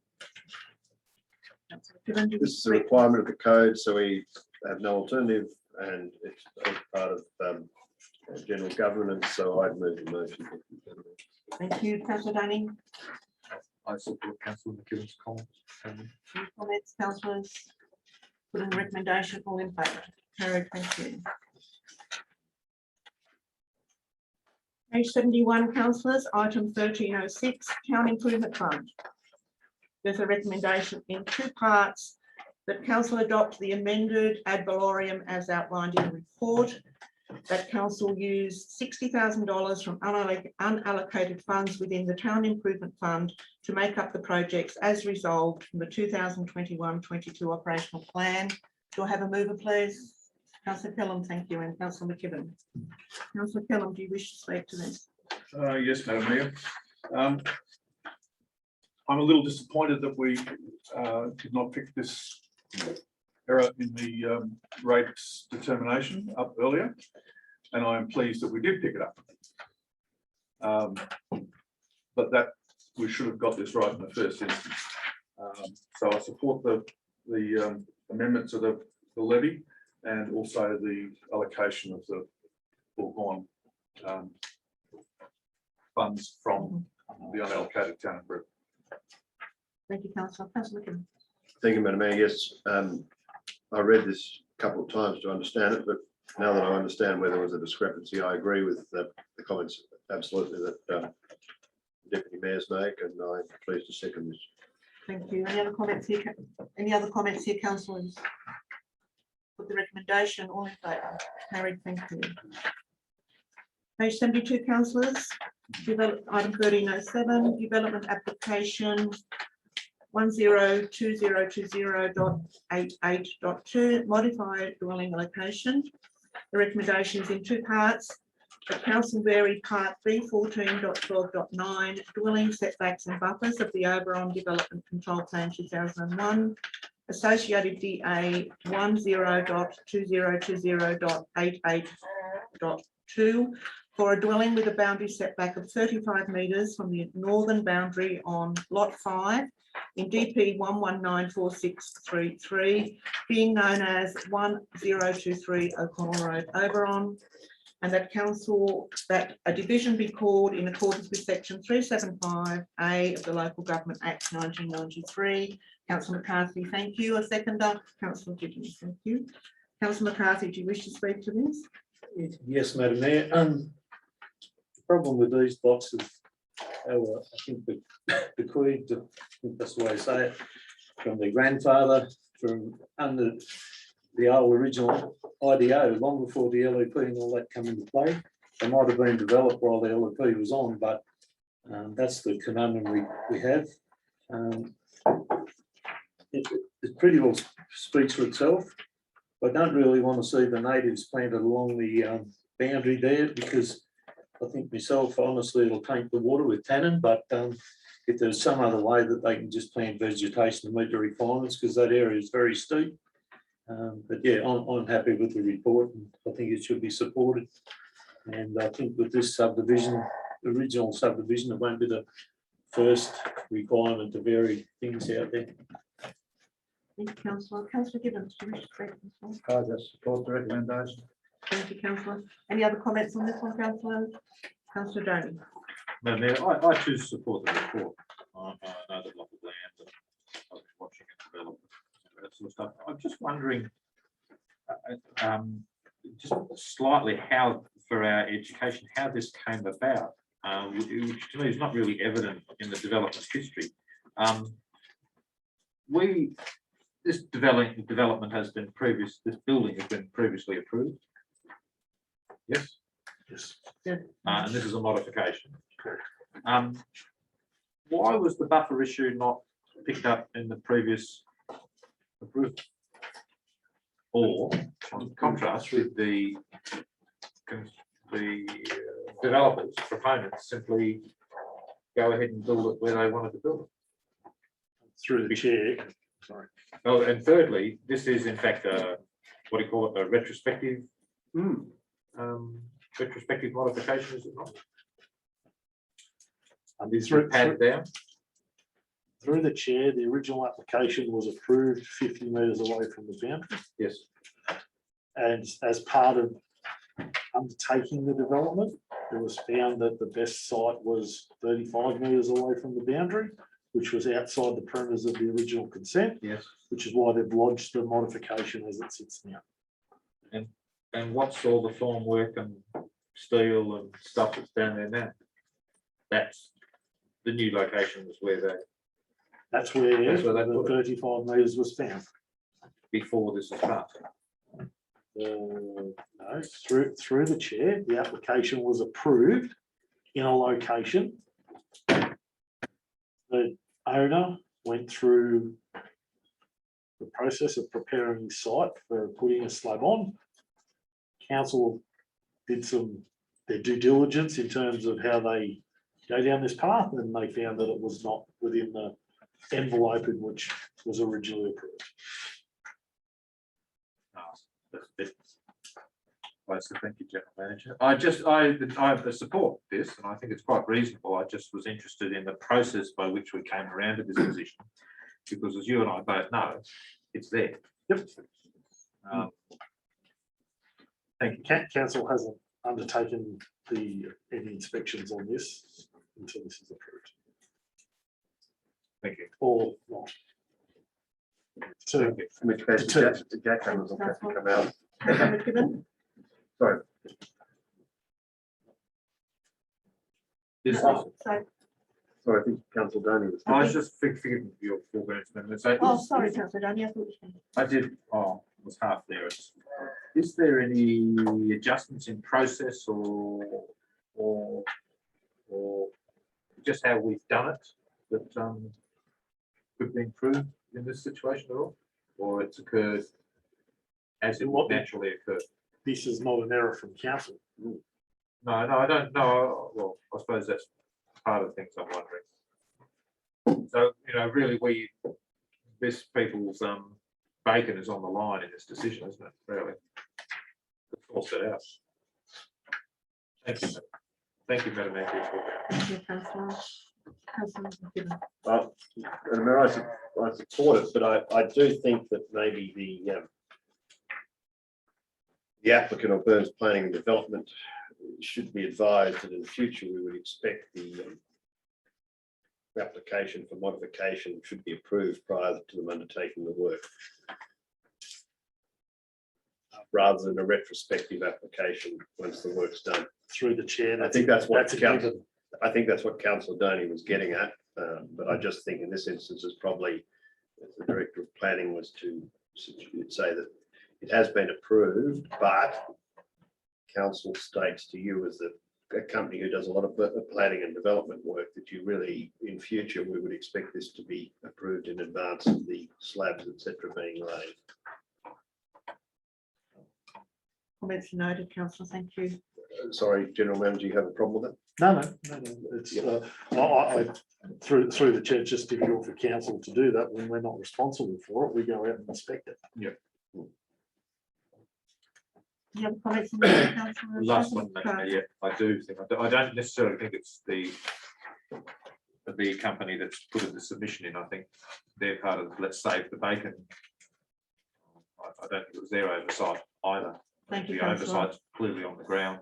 Thank you. Councillor McCarthy, do you want to write a reply? Yes, thank you, Madam Mayor. I think, like I said before, this was developed under the old interim development order, and I think one of the things is they don't want to come down the hill any further because of going into uncompacted ground. But and the relationship with the company that's building it, they're only probably using their license to facilitate the build because it's a relationship thing there. So I support it, and I noticed that we've got close neighbours there, and if you really go back on that, that's the house was the neighbours was actually built on the road reserve. So there's been a fundamental errors for probably 100 years. So I honestly think this one meets the requirements. The land is of poor quality. That's the idea of having a smaller setback, and I think we should let it go ahead. Thank you, Councillor. I'm putting the recommendation. Councillors, all in favour? Carried unanimously. Thank you. Page 85, Councillors, item 1308, dual naming of Fish River to include Warrnambool. The recommendation is that council support the dual naming of the Fish River to include the traditional Aboriginal name Warrnambool. Can I have someone to move that way, please? Councillor Capel. Could I have a second? Thank you, Councillor Donny. If you wish to speak to this, Councillor Capel. Yeah, thank you, Madam Mayor. this is becoming a trend, and I think that it's a trend that should be welcomed. And if the recommendation is to name the fish river, not renaming, but co-naming the river as Womble, so be it. Councillor Donny, you wish to speak, please? Sorry, I'm somewhere between eating a lolly, putting the mask on, taking the mask off, trying to figure out what I'm doing, right?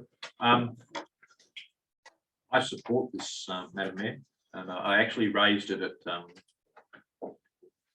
the O'Connell meeting last night via Zoom, and it was received strong support from the community group. That's something council was addressing.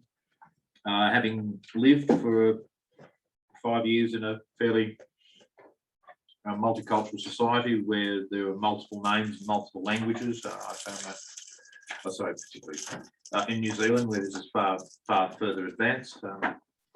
I support the recognition of Indigenous culture where appropriate, and I think it does us good, so it has my support.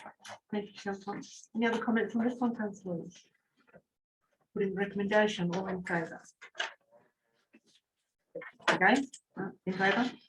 Against. Against? Motion's carried. Thank you. Page 88, councillors, item 1309, road naming unnamed roads of Titanium Road. The recommendation is that council endorse a new road name for each of the 6 unnamed roads within the newly constructed Highland Estate located on the eastern side of Oberon. Can I have a mover, please? Councillor Kellam and Councillor McKibben, thank you. Councillor Kellam, do you wish to speak to this? I do, Madam Mayor. Choosing road names can be a tricky process, as we've all discovered over the last few years. I think the least controversial approach is actually to recognise those Oberon residents who were killed in action during various wars. And those names have been supplied by the RSL, and they're on page 89. There are only, I think it's 10 names remaining, and I think choosing 6 of those is probably a fitting memorial to those particular individuals and their families.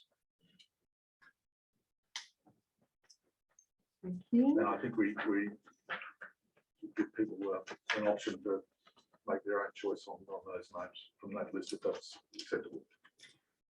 Before we do that, Councillor McKibben, do you wish to speak to this? Thank you, Madam Mayor. Always a contentious issue. I suppose I'd ask the General Manager, we had a late submission from Mr. O'Neill about differences in spelling of O'Neill, and also I think in relation to Forest Road. Do you, and I cannot recall if there was that clarified anything, or still left the problem with the geographical names board that they were too close to be considered. Through the process, O'Neill didn't go through the checker of the geographical names board. However, from the submission, it indicated that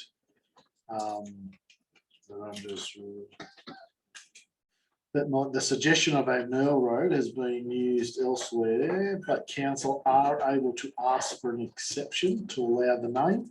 So that is, it's not saying that it's going to be supported, but council can ask for an exception. However, the further into that is that if that is unacceptable or not possible, the option of Danny's Road is being asked for. So there is an avenue for council to ask for an exception should they endorse O'Neill. However, it does not currently pass the requirements of the geographical names board when the name checker went through.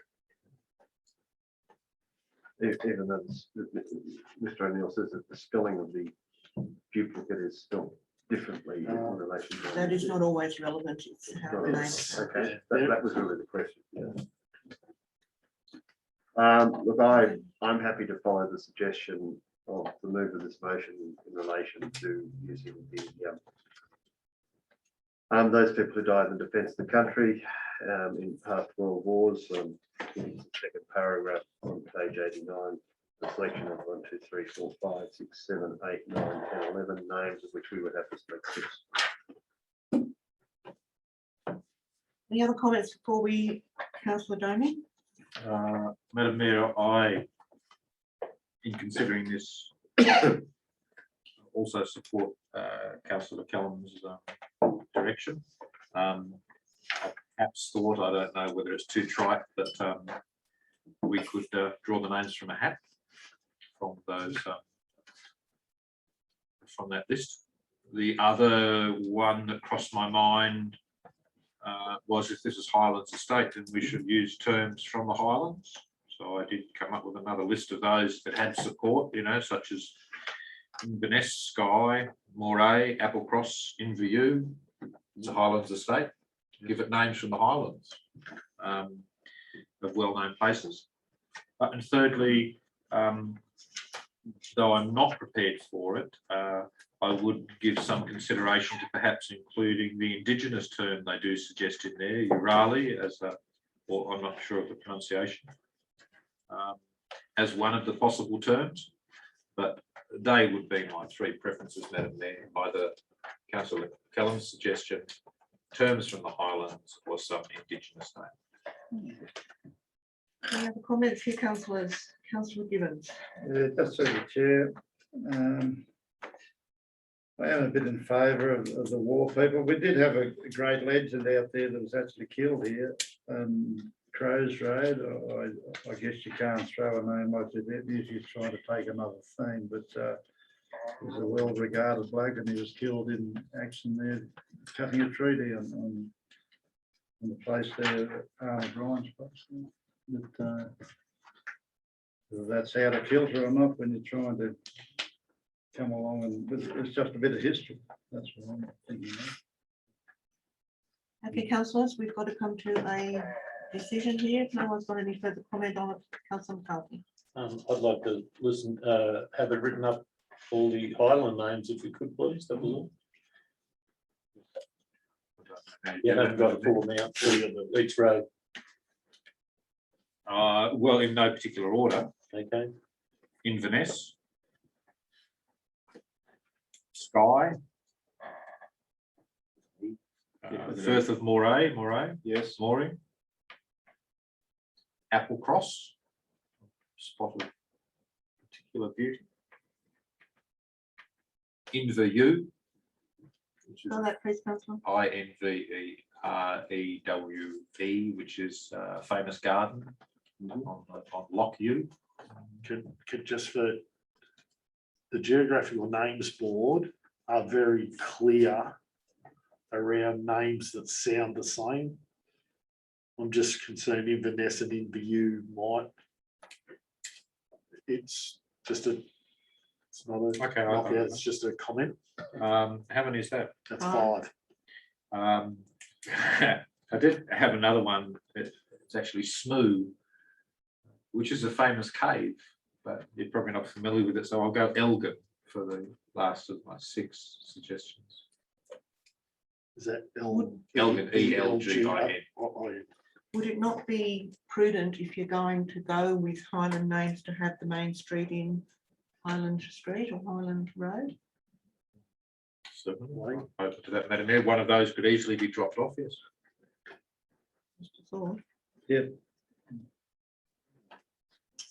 We'll perhaps drop off Skye, which is a very, it's a well-known one. It's flogged to death a bit. Maybe you could use that as Highland Road, Highland Drive, and then apply the others.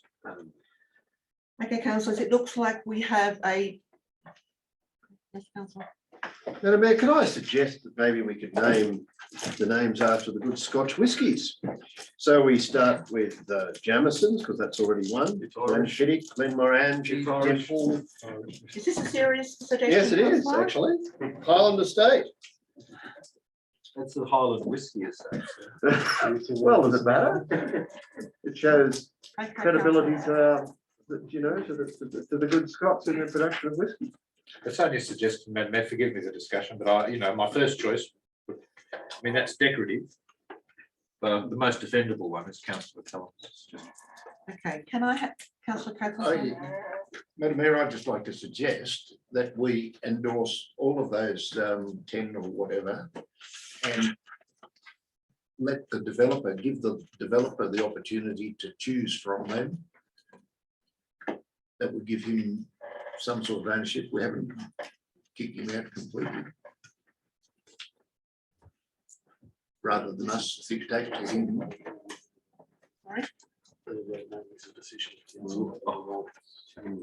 So we are not. But the general manager does make a good point that road naming is the responsibility of council, not Yeah. a developer. Right, so we're not dictating to him.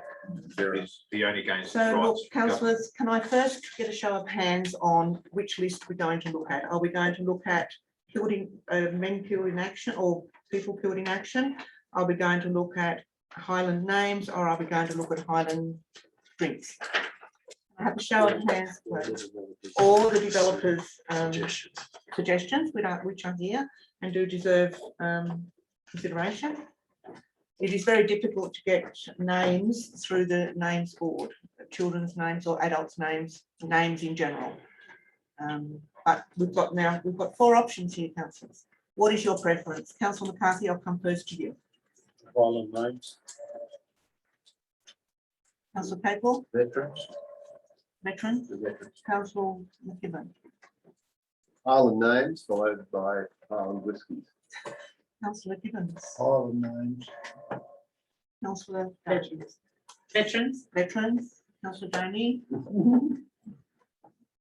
Not the whiskies, but the Highland names. and I will go with Highland names. Highland Highland names it is. So we have Inverness, Moray, Applecross, Inveru, Elgin, with Highland Road being road number 1. Can I just double check the spelling on where I put them up, please?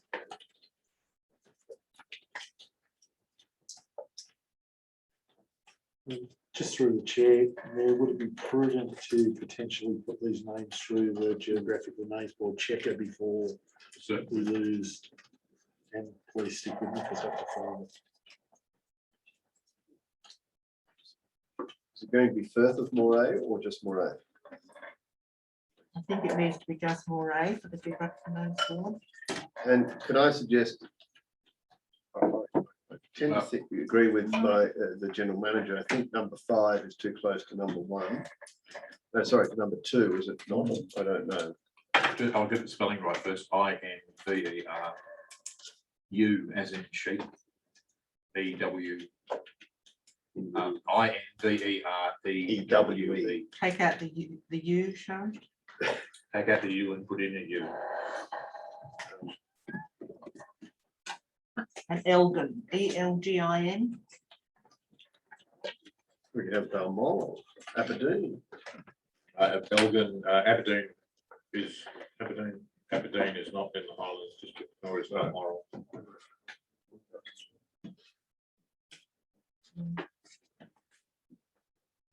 It might be governed by the names board. You have a property in the Neither Stirling, is it? Stirling in the end? Islands either, it's the Lowlands, yeah. I'm happy for them to go before. They have to, don't they? Do we need a reserve one in case one's knocked out? And we'll know that in a moment.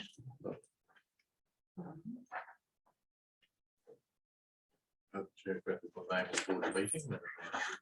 I beg your pardon? The geographical names board meeting as we speak, don't they?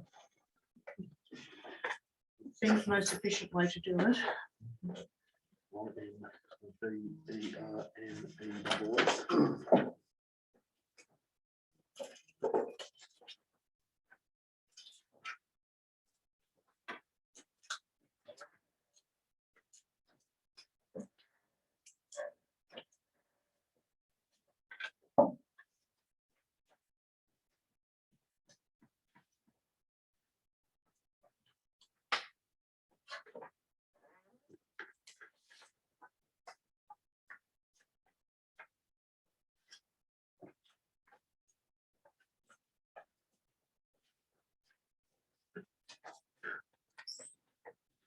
councillor, while that's being done, would you like to give me the road type at the end of each of these? What your preference would be?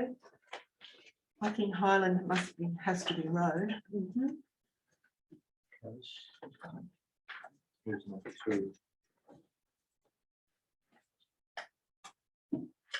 Right, 2. Inverness Road. What's it ends in a cul-de-sac? They all end up in cul-de-sacs. don't they? So close place and court is quite relevant here. Array close. Which sounds better. All right, close. Inverness Place. Applecross Court. Applecross Court. fine. Inverview. We've used them all, haven't we? Place, close. We haven't used street. And we haven't used avenue. And we haven't used drive. What's the last one? Drive.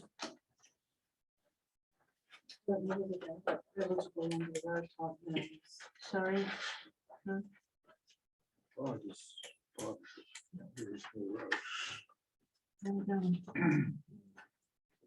very hard to. If this is taking too long, we can pick as councillor McKibben suggested, an alternate, and 4. just in case one gets rejected. If we're having trouble, I mean, this is, All right, close. I think the Inverview Close would be doubled up. It's only a short little road. Other ideas? Yeah, one place or course or what about Elgin Drive. I don't know whether drive was on the list of eligible there. On the list of, sorry. The road types that were eligible. Yes, it is. Avenue Drive, entrance, road, street. That's for road one. Oh, that's Road not one. road one, sorry.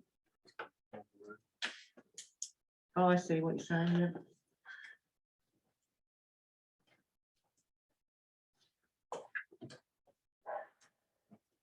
And number 6 be a lane. No, apparently they've all got to be place, close or Place or court. court. Or 5 of them. What about place? Right, Sure.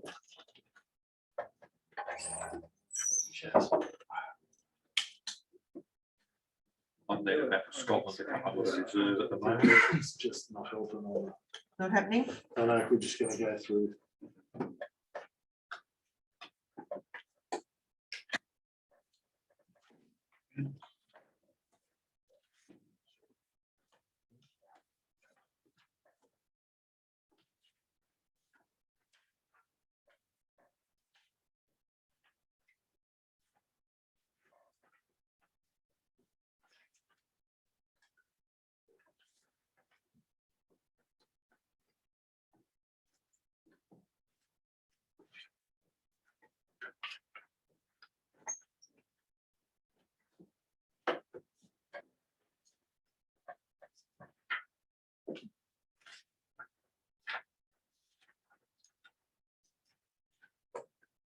Inverness is acceptable. Inverness is acceptable.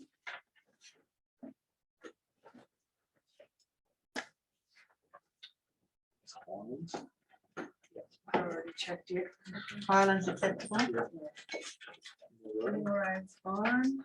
Applecross.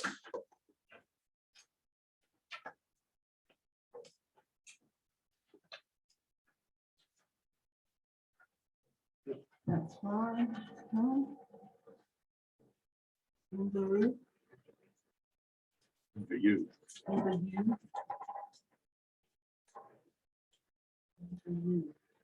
At this point, it's fine, but bearing in mind the comment earlier, if you submit them both, there may be one may be rejected.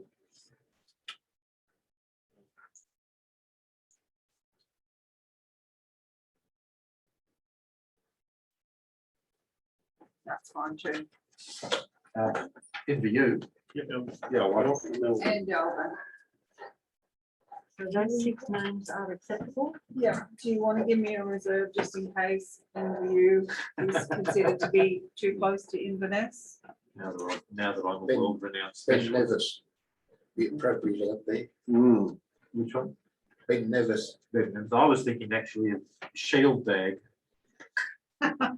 But Shield Dag is possibly one of the most beautiful places in the world. But no. So I'm just not serious, it's just not right.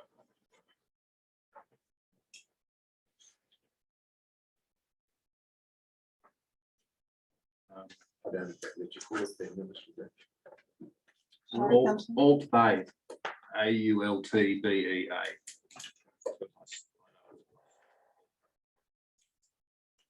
Old Bay. That's it. Okay. It's the easiest to spell. Ben Nevis is the highest mountain in Scotland. I couldn't go with that. Is it in the Highlands? Bit of it. Bit of it. What was it? It's a Sorry, high Councillor? island. Yes. Ben Nevis. So Hmm. BENNEVIS. One word or one two? word, two words, I think. Okay,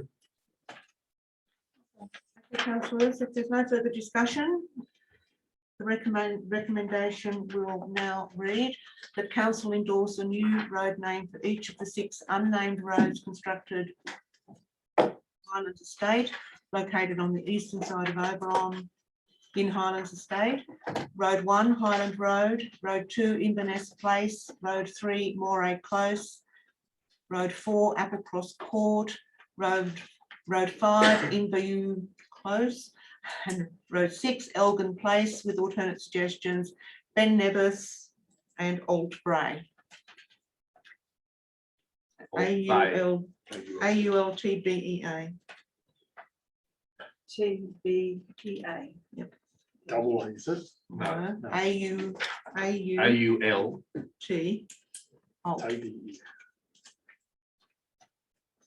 Alt Bay. Putting that recommendation, councillors, all in favour? Unanimous, thank you.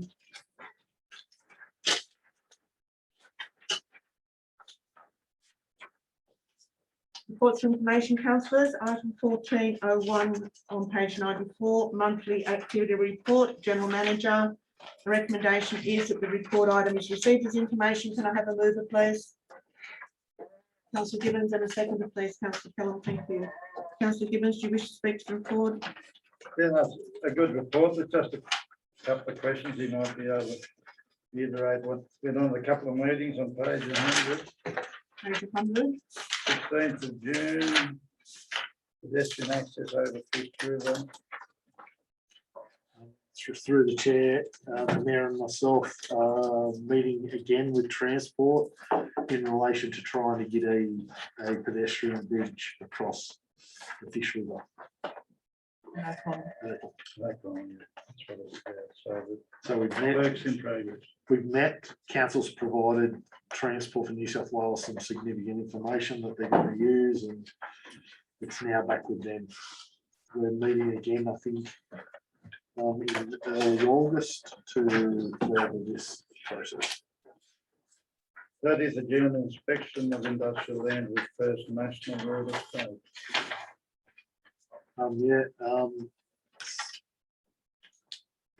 Great deal of movement in the sale of industrial land blocks.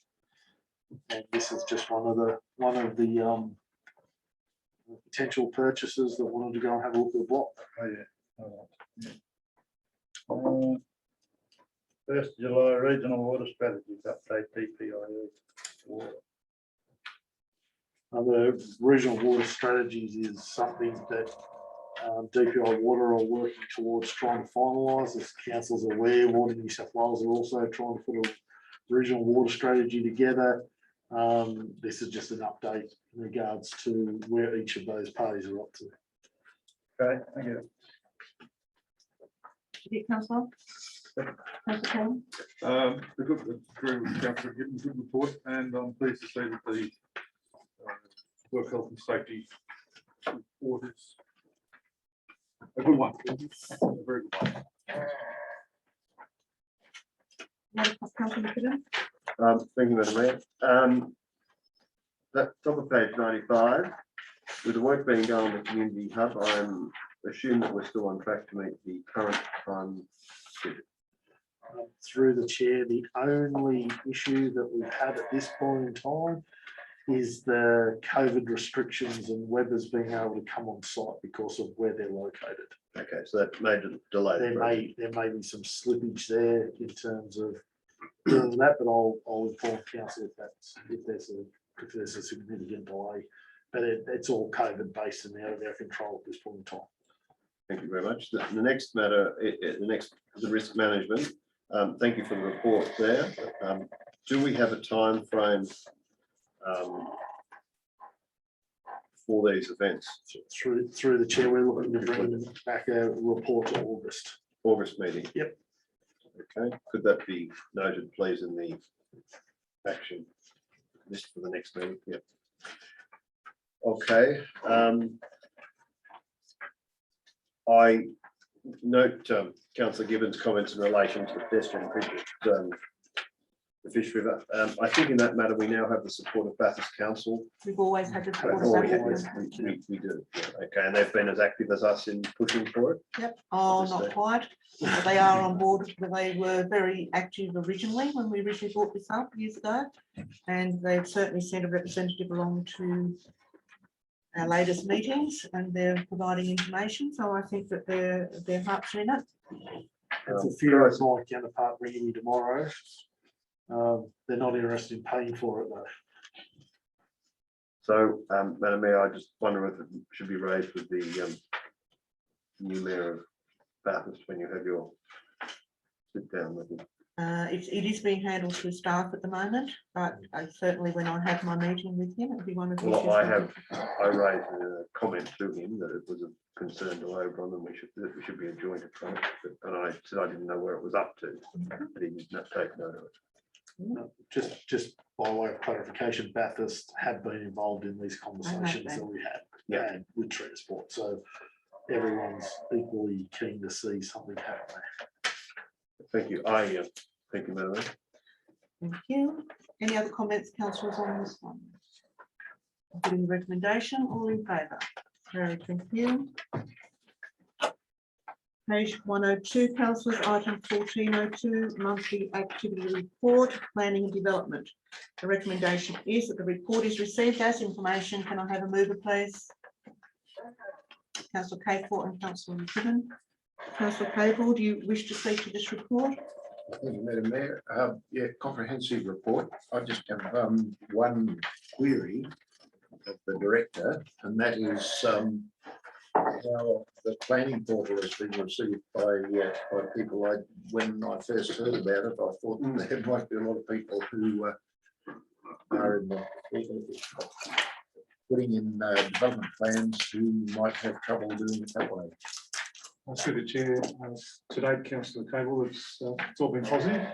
Been no negative feedback, as far as I'm aware. And if any of the customers who require assistance, we've provided that over the phone or provided them with information that the Department of Planning provide for the portal. So, yeah, any positive comments as far as I'm aware. Great, that's good. Thank you. Thank you, Councillor Capel. Councillor McKibben. Thank you, Madam Mayor. Yes, I too was going to ask if the planning board was being accepted. And obviously, we've advertised as well to potential people that they know, so that they know it's being done digitally now, and it's important. Halfway down page 102, native title manager training.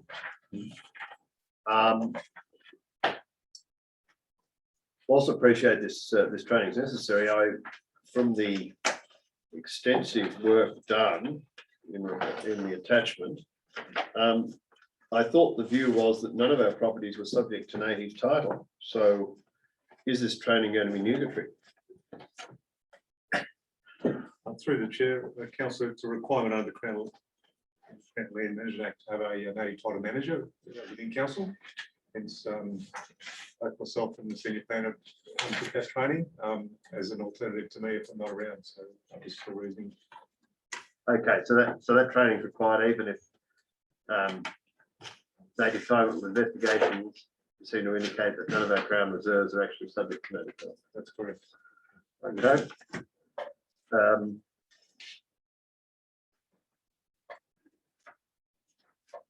That's all I have. Madam Mayor, I'm happy to second the report. Thank you, councillor. Any other comment? Councillor Donny? Madam Mayor, just page 103. Clarification. I don't know whether it's my reading or my understanding, just the second paragraph after the site inspection of the 14th of May. A report with draft recommendation is to be presented to council or is presented to council in this Where are agenda. we, councillor? Sorry, page 103. 103. Yep. Oberon Waste Facility. Oh, the waste facility. 1409. Second paragraph. Yep. A report with draft recommendations is presented to council in this agenda, is to be presented, has been presented. 1409, councillor. 1409, councillor Donny. Ah, thank you. My apologies. Any other comments here, councillors? Putting recommendation, all in favour? Carried, thank you. Thank you. Page 107, item 1403, monthly activity report, technical services. The recommendation is that the report item is received as information. Could I have a mover, please? Councillor Gibbons, and a seconder, please. Councillor Capel, thank you. Councillor Gibbons, do you wish to speak to the report? Yeah, through the chair. It's actually a very good report, detailed and very informative. It's easy to work through it. Good to see the Blariga slips completed in the way. Yeah, just impressed with the breakup of the roads that could be attacked when the weather gets well here on page 109 for a start, how they've broken up the sections where the roads weaker in some places than others and what work has to be done. The sections have to be stabilised. It looks as if there's probably only one section to stabilise on the road below Mount Road, which is a solid road, as we know, but in near town there's work to be done there. So you're just real happy with it. I think it's probably the best report I've seen in 11 years of council. For me, anyhow, to understand and see where the trees have to be shifted, you know, where culverts are going in. So very impressive. Thank you. Thank you, councillor. Councillor Capel. Madam Mayor. Yeah, I just had a query for the director about how much the wet weather is likely to hold up the proceedings. And particularly, as I've noticed, as I've been driving around the area, how the roads are being damaged. That the Abercrombie Road is in a bit of a mess between here and Black Springs at the moment. What weather is going to hold up the operations? Through the chair, yes, certainly that's our big concern with a wetter than average prediction for the rest of the winter. What that brings in millimetres, well, it's expected to be higher than obviously than average. So they're a reality. Yes, it is impacting our current road network, our Abercrombie Road, and Dog Rocks Road, and then there's a couple others like it that are certainly weathering. I suppose the extent of heavy traffic across it, given the rainfall and snow and the like. So again, we're busily at it, and we are preempting or trying to get ahead of the game with starts on Rosemount Road and Men's Hill Road. Understanding that Men's Hill Road money that has been already dedicated needs to be spent before December. So advanced stormwater culvert extensions and or additional culverts are really the activity planned for Rosemount Road and Men's Hill Road across the winter period, subject to the weather, as you mentioned, wet weather.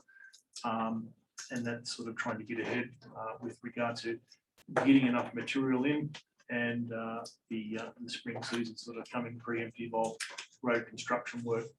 And aside, of course, on Rosemount Road is the removal of vegetation in advance for that work to proceed during the spring period as soon as the warm weather comes.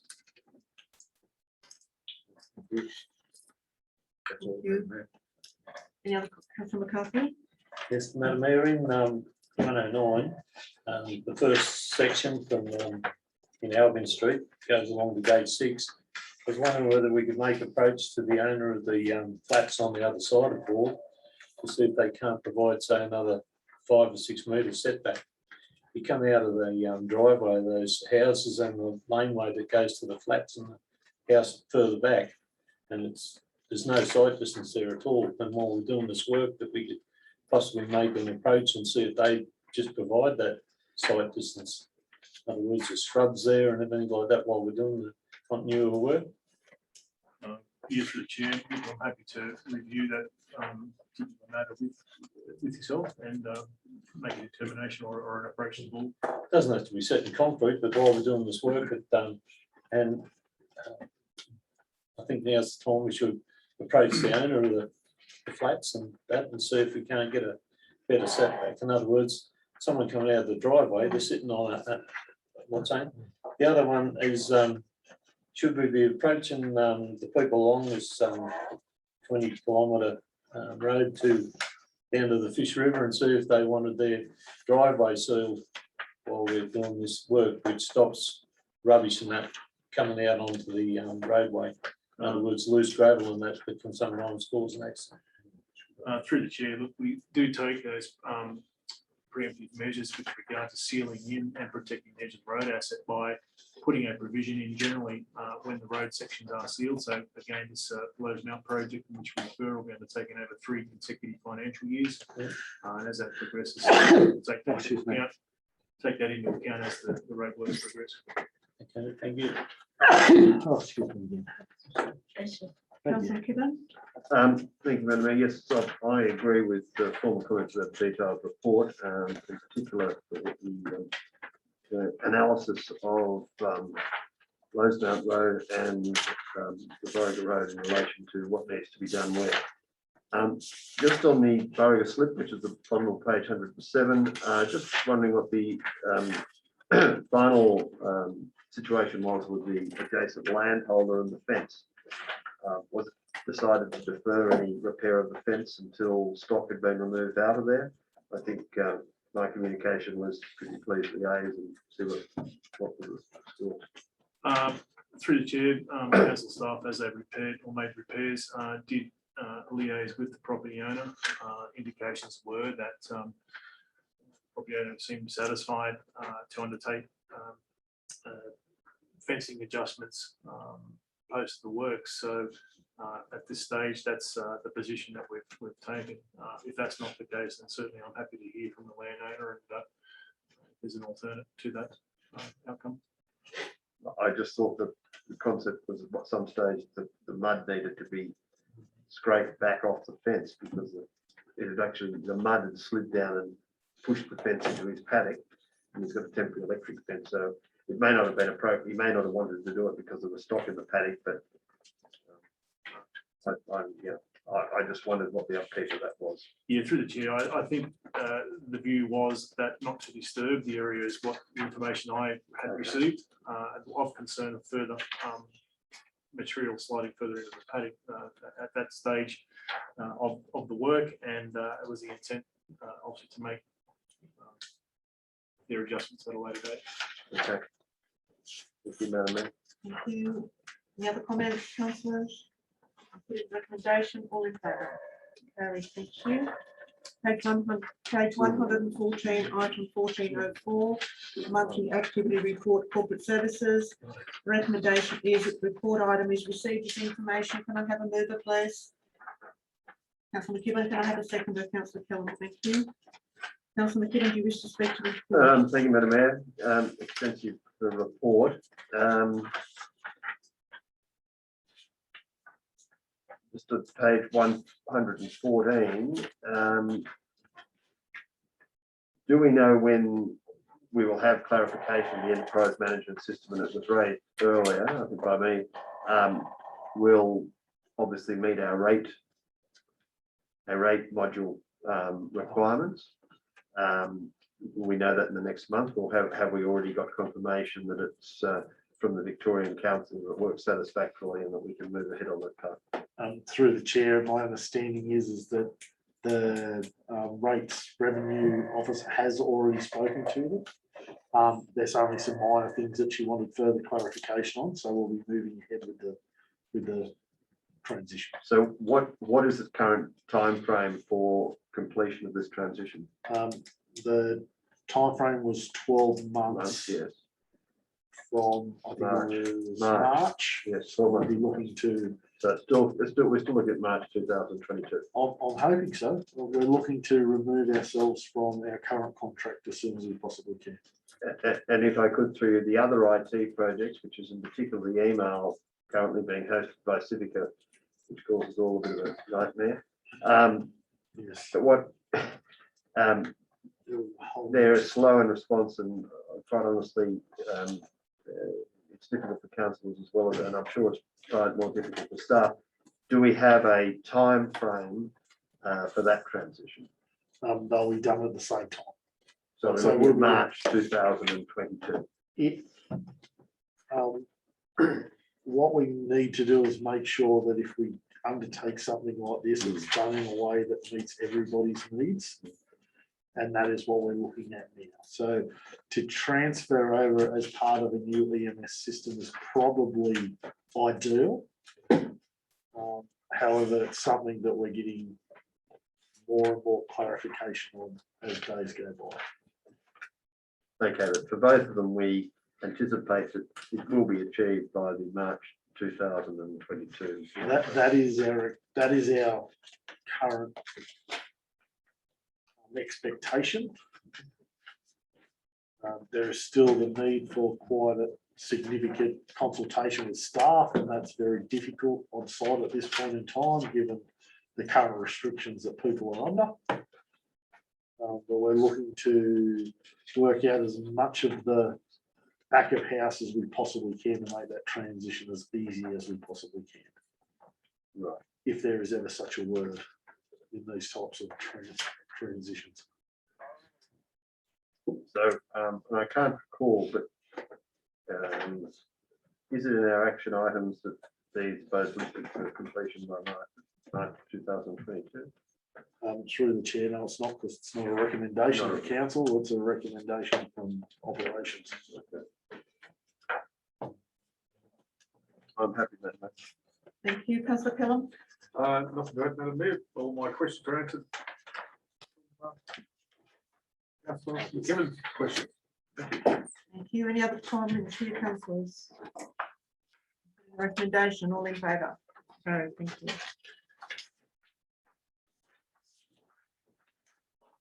Page 120, councillors, item 1405, statement of investments.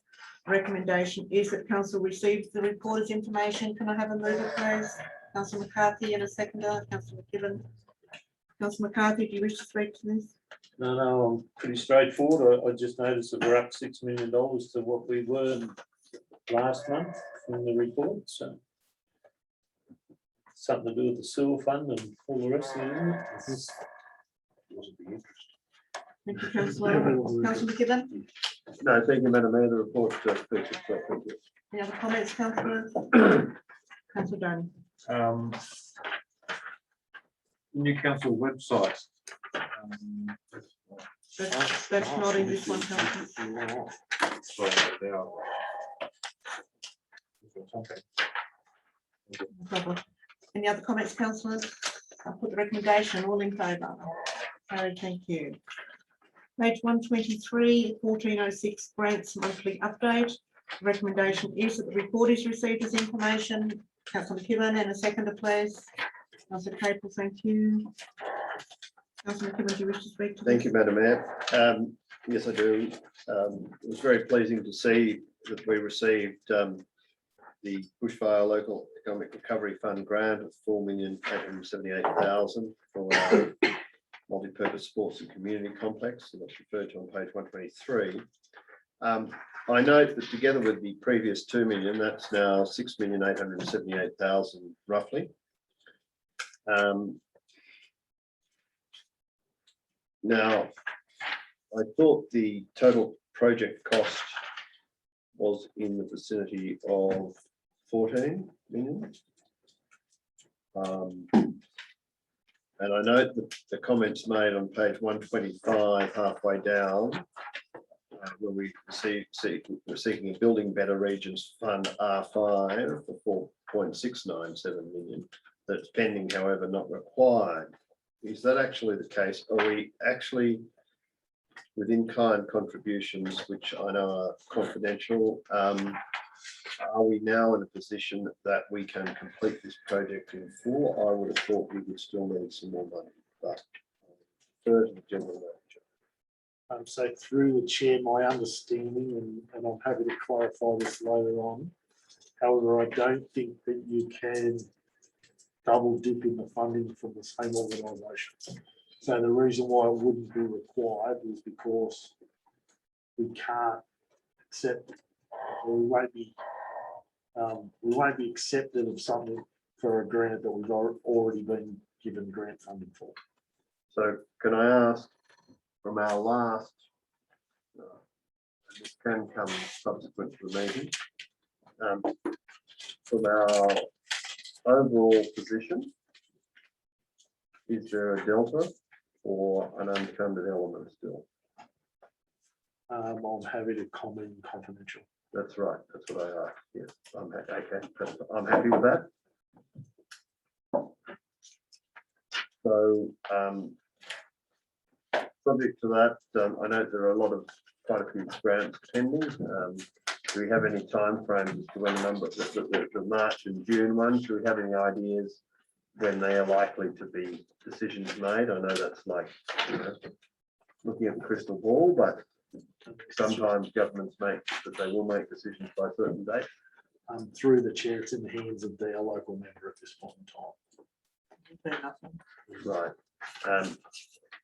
Have we sort of obviously in relation to the SPT, have we had any inclination as to whether we may receive further grants? No further at this point. Thank you. Thank you, Madam Mayor. I'm happy to, can I propose it or, yes, I'm happy to move the recommendation that support be accepted. Thank for you. information. Councillor Capel. Thank you. Any other comments on this one, councillors? Putting the recommendation, all in favour? Thank you. Page 128, item 1407, water and sewer plant report. The recommendation is that the report item is received for information. Can I have a mover, please? Councillor Capel, Councillor Gibbons. Thank you. Councillor Capel, do you wish to speak to this? Not at length, Madam Mayor. This is a good time to be moving a report on the water report, so leave it there. Thank you. So through the chair, as of last Monday, Oberon dam level was over 50%. So with that in mind, there will be a statement in the Oberon review this week that water restrictions will be removed, given that it's over 50% capacity. Councillor Gibbons. Looks good. Any other comments on this one, councillors? Putting the recommendation, all in favour? Carried, thank you. Page 130, item 1408, monthly update, status of council resolutions. The recommendation is that the report is received as information. Can I have someone to move that way, please? Councillor McKibben and a second. Councillor McKibben, thank you. Thank you, Madam Mayor. Just like some clarification in relation to a few of these issues, if I could. Page 132. I note that bottom it says funding application successful. So what is the status currently of the DA application to the JRPP? Been on public exhibition. Yep. Exhibition's closed 21st of June. So where are we currently with that? So through the chair, there's been some additional information that's been requested. We're sourcing that information as required from the assessing officer. So do we have a date that we, or an indicative date we think that we would get the DA approved? Not at this point in time, it's still going through assessment. Page 133, second last item, 32, 15, 12, 20, which is the gravel pit exploration western side of the Oberon LGA. This comment about discussions with owners has been there for some time. Where are we up to with those discussions? I think it's the Technical Services Director. Through the chair, yeah, look, certainly of a position with one of the owners and their, I suppose their expectations. That's the Burriga exploration or potential exploration. We're still pending information from a family consortium regarding the felled timber area exploration. So hoping to have a report to the August meeting to conclude that. Okay. All right, well, we can update that later for the August meeting. The costing of the community hub, it notes that all work is progressing in accordance to the timetable. Well, that's probably not the case at the moment. There has been some delay, so that probably needs amending slightly. Through the chair, at the time of writing this report, those delays weren't there. Okay, fine, understood.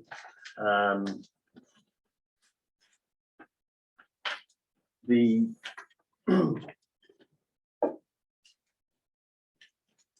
so the for the bridges, which is on page 136, 137, the tender documents are still being prepared, or have they been issued? Through the chair, the tender documents are being checked now for clarity prior to posting this week. So it's the intent to have that tender up this week on the eProcure platform. Right.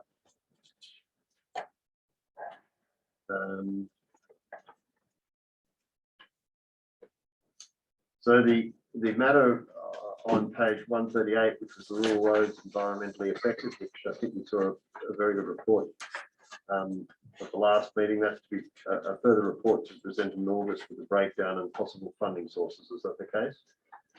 Through the chair, that's the intent to bring a report back to hopefully the August meeting, indicating a way forward. Okay. In respect to the matter on page 141, third item from the bottom, the Oberon Common new shade awning.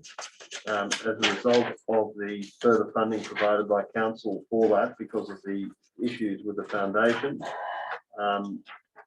what's the current status of the shade awnings? Through the chair, the foundations have now been poured, as in the concrete alternatives to the original issues that we were experiencing with the boring through basalt, which couldn't occur. Yeah. Just waiting for the footings to now cure, subject of the winter weather, with the intent to have the poles stood very shortly. It is also the intent just to fence off those particular foundations and try open the playground prior to the installation of the overhead awnings. Most likely at this stage during August, late August. Right, okay, late August. Yep. Okay, keep that all updated to the next meeting. That's all, Madam Mayor. Thank you. I'm pleased to move that this report receive information. Councillor Pelham? Excellent report, and I'm happy with the information provided. Any other comments on this one, Councillor Gibbon? So just a question on, and that's on page 135, with caps on the Oberon recreation ground. They were silver, and some people commented on, are they going to be painted black or something, or have they, or is that the way on the fence there at the O'Connell Sports Ground? Through the chair, they are what I believe a galvanised type cap that will fade down or grey over time. So yeah, look, certainly I think it will be befitting to the fence as it matures. They're not proposed to be painted. No. So they look a bit out of kilter at the stage with the fence posts. I think they look great. But through the chair, Yeah, no, there's just some comments made. they will weather down. That's a galvanised silver, is it? That's my understanding, yes. Galvanised silver. Any other comments on this one, councillors? Putting the recommendation, all in favour? Very, thank you.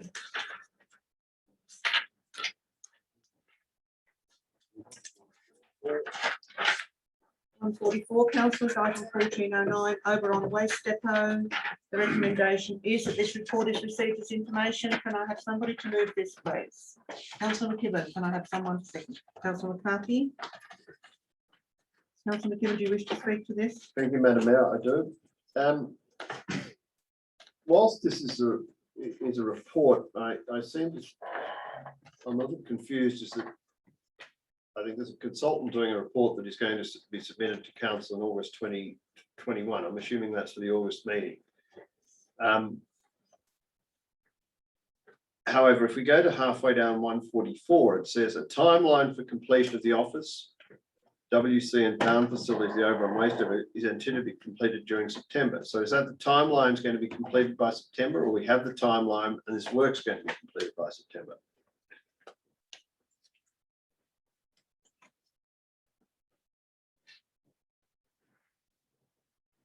If the quotes are currently being sourced, I'm assuming that the works, that the timeline's being done. Do we have the timeline though? Based on, sorry, through the chair, based on the quotes coming back and the availability of the contractors, it's estimated or anticipated to be completed by the end of September or by September. So the office will be completed, WC and the power facilities, the open will be completed. Anticipated to be, yes. So we have we have sufficient funds to do this work. As the next paragraph says, a delay was as a result of grant applications on a dollar for dollar basis yet to be determined. And a need to complete the development, and therefore funds to complete the works will come out of the waste reserves as originally anticipated. So all the money is coming out of the waste reserve to do the work referred to in the paragraph above. Is that right? That's correct.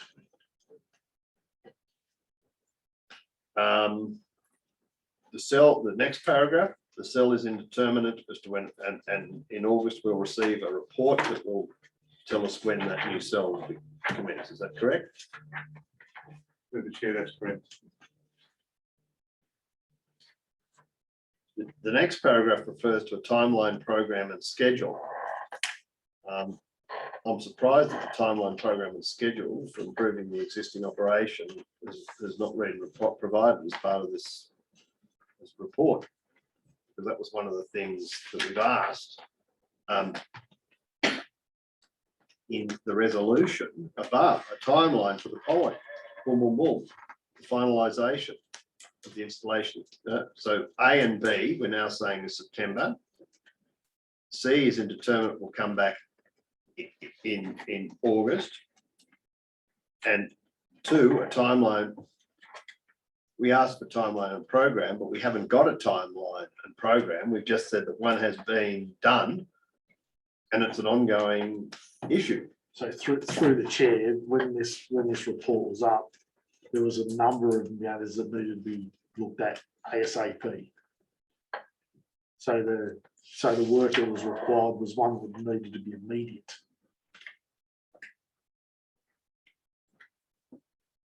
So But if we have a timeline, program and schedule, which the bottom paragraph of page 144 says we do, surely it should have been provided. So through the chair, my understanding is that has been ongoing from the time that this report was provided to council back in February. So a program of works to improve the site itself was immediate after that. Fine. After that process. But we obviously, there is a program and a schedule. Shouldn't that be provided? Through the chair, the program and schedule for fixing up the old tip, absolutely. Yeah. I'm sorry, it was immediate. Well, this So how it will progress will be provided as part of this report to August. My understanding. Well, it says have been ongoing since the notice of motion. Processes have been implemented for staff. I mean, I would have thought it's quite easy to provide a timeline. This has been done by this date. This has been done by this date. These things will be done by these dates. That's what I thought the purpose of the second item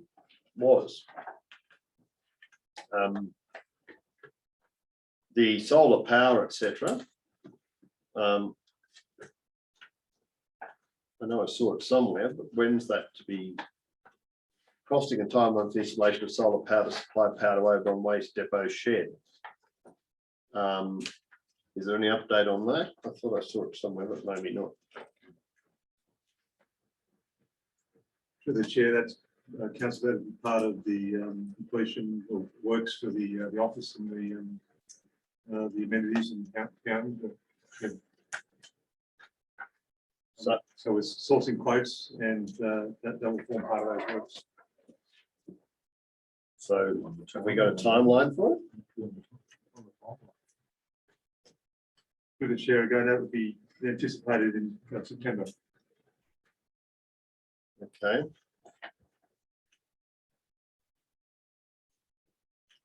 So just going to the next page, 145.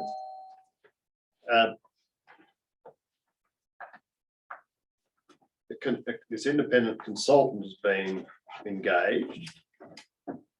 He's now provided draft recommendations. And they deal with each of the headings below that are in the bullet points, leachate barrier system, etc. But they're in a draft form, but we should get those in August. Is that correct? Through the chair, that's correct. Yes.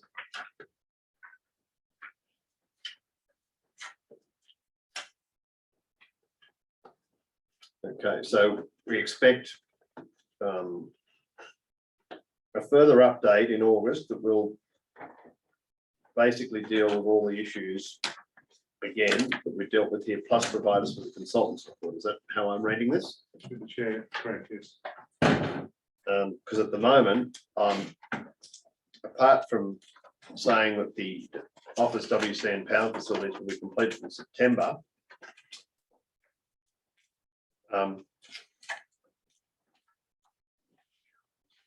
everything else is and apart from getting consultants report in August, I'm a little unclear about the rest.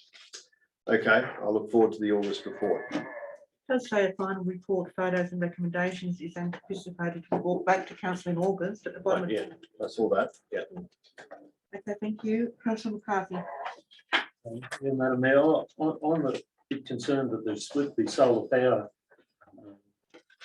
provision. I thought it'd be a part of the whole facility because with our staff, they have to operate EPOS and all that sort of thing out there.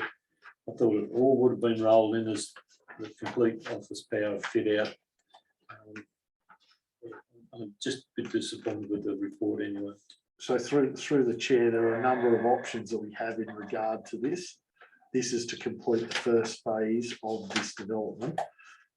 Should additional requirements be provided, that's what we're looking at as well. So yeah, they might be split to start with, but it's the intention to have the provision of what do we need. So at the end of the day, the report may come back that says we have mains power to the site. But that's the problem. You've got 3 quotes for the power that's never come back to council, as far as I know. You've had people engaged in getting the power to the tip. Yep. Why isn't that part of the report come back to council? Because we need to look at the holistic process of the tip, not just a certain component of it. There was always the intention of council to try and secure solar power for the amenities, but that may be an option that's not viable. We should be looking at other options. So that's what this report will bring back. Last time I was out the tip, I thought one of our senior employees was looking at getting the power on, solar on the roof and doing all this, but like it bewilders you that it takes so much effort to get something done. That's all I'm getting at. But this thing should have been completed by the end of financial year. And shouldn't be that we're looking for other funds on dollar for dollar basis or whatever. This should be a facility that Oberon can support itself.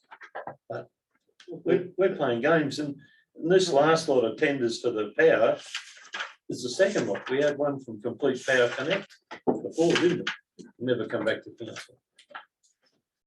Through the chair, just into our role as officers is trying to limit the costs to council and all sorts of things. I think I've said this a number of times. Council indicated they want to have this thing completed outside the perimeters of that grant application, and that's what we're looking to do.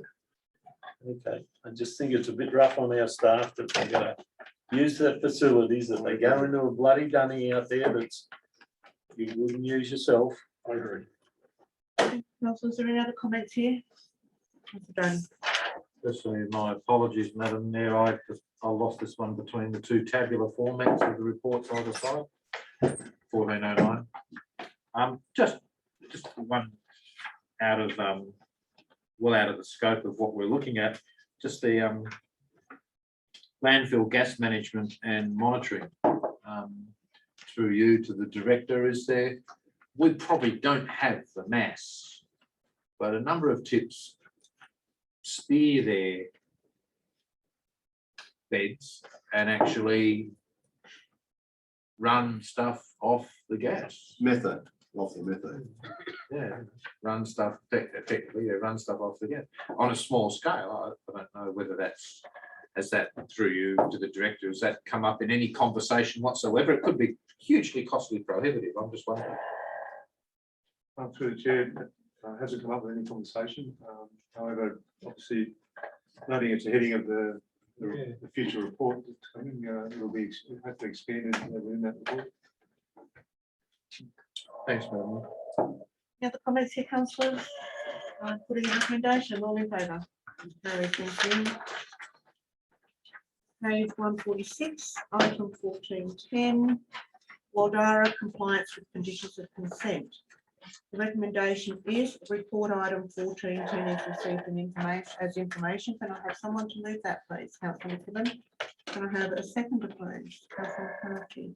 Before we commence speaking about this report, I'll just take this opportunity to remind councillors that this is a report for information only. We are not assessing the modification application here this evening. Comment on the modification, any comment on the modification could jeopardise a councillor's and possibly councillor's position when and if the modification actually comes before council. So if we could just keep that in mind, that would be appreciated. Councillor McKibben. Thank you, Madam Mayor. Ask this matter be transferred to confidential, so we can discuss it. But we are not discussing the modification assessment at all. No. As I understood, this matter has come before council before in respect to one of the modifications, has it not? But we're not assessing modification this evening. This is a report for information. If you have a question on the report, it's in public. If you have a question on the report that will not jeopardise your position as a councillor, should it come to council, then you can ask those questions. I would defer to the general manager as to why it would need to go in confidential. This is his area. Through the chair, the way the notice of motion read is that we provide a report to council based on that notice of motion. It's a compliance update on the conditions of consent to the existing Waldara application or the existing Waldara approval. So, okay, I'm happy with that, Madam Mayor. So if I look at the table form, I understand that of the DA conditions as it stands currently at the moment, the major area that has not been complied with is 14, is that correct? The upgrade of Burrows Crossing Road. One of them, yeah.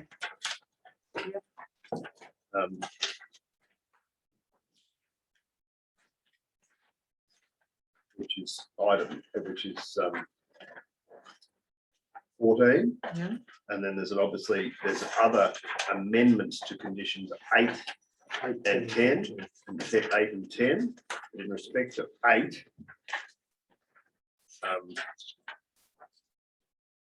currently 8 has been complied with It's only that they're seeking an amendment to that, and the same, I think, applies in respect to 10, and it's been complied with, but they are seeking, whereas 14 has not been complied with, and they are seeking an amendment. In fact, I'm making observations only. You are That's totally correct. correct in your. That's correct. So 14, the others have been complied with, but 14 hasn't been complied with. That's correct. Okay, and it is anticipated that at a future council meeting, Director of Planning will put a report in respect to these 3 modifications. Is that correct? That's correct. Okay, I'm happy on that basis. I'm happy to move the recommendation. Thank you, Councillor. Councillor McCarthy. Yeah, thank you, Madam Mayor. Thanks for the report. Just a question to the Director of Technical Services. Are we keeping a log on the amount of gravel and time we spend on the road? I thought I read somewhere that a report back from Collier Civil said that there'd been gravel added to the road and it was strong. In other words, I know we do the maintenance and that the gravelling on the road to keep the local people safe, but are we keeping a log on this that I understand what you're saying. Through the chair, certainly we have had to resurface the road with gravel, given the natural wear and tear of that. I think the observation from Clare Civil obviously is one that is not entirely correct. Certainly this is just a maintenance gravelling of the road, subject of this consent with the anticipated volume of traffic and the type of traffic is something that council really needs to consider.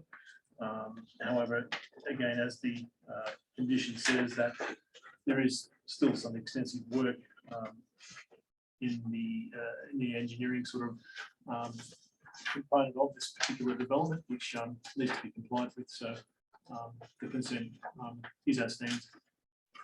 Would it be difficult to assess the amount of, I'm assuming where Councillor McCarthy's going, assess the amount of ratepayers' money that's gone into the maintenance of this road thus far? I think, is that your point, Councillor McCarthy? Yeah, my idea would be that we Yeah. just log, Yeah. and it could be just maintenance normal, that we put 20 loads of gravel up Yeah. over a period that might be Whatever. an it average is. thing. Yeah. But one of the applicants is opposing the thing, has said that there was a B double coming out of it. Now, it's not a B double route. That would tear the road surface apart, might even knock our bridge out. And they've stated that it's come out of Wildara. So what I'm getting at is a bit different to the function centre, but it's still coming out of the same product. Yeah. But So we would that need be- to, when we're doing maintenance out there, we need to just log it. So we might be able to recoup that money later on. That's I all see we're where you're getting going. Would that be difficult? certainly through the chair, I'm aware that we have reshootted the road at least once since. Okay. So, yeah, look, certainly again, people on expenditure. That's all we're In asking. detail. Yep. Thank you. Any other comments, councillors? Councillor Daniel. Madam Mayor, just, I noticed, you know, as in the conditions, after the upgrade after 15 and before, which involves some road works, upgrade to building, fire safety upgrade reports, commercial kitchen construction certificate. The applicant has made extensive use of private certification facilities. We don't normally have a lot of private certifying through our council area. Do we have any checks and balances on private certification for privately certified work? In other words, do we random or spot check anything out of a list of numbers that have done the private certifiers? I mean, it is imploding in Sydney, as many predicted. Do we have any check or balance ourselves? We'll go through the director. Through the chair, councillor, the certifiers, or as they're known now, registered certifiers, are accredited by the Department of Fair Trading now, so they are their accreditation body, they undertake audits of the certifiers. Council's role obviously is to ensure our consent is complied with. We don't do any assessments on the certifiers, taking assessment of the certified role. Once they issue the occupation certificate, they're registered certified, so we take that on face value that it is correct. Unless there's a complaint during the works that council becomes involved with, that's it. So through you, Madam Mayor, so ensuring compliance is effectively mean that they give us back the piece of paper. They give us back the conditional piece of paper with all the boxes ticked to say, I say this is done. And we simply take them at their professional word at that. To the chair, that's correct. Yes. And that Department of Fair Trading, did you say? Yes. Is responsible for it. Are you aware of any audits carried out by the Department of Fair Trading in the Oberon LGA on private certified work? Through the chair, no, I'm not. Through the chair again, there is a list of certifiers who have done the wrong thing on the department's website, but I'm not aware of any that would come from this region.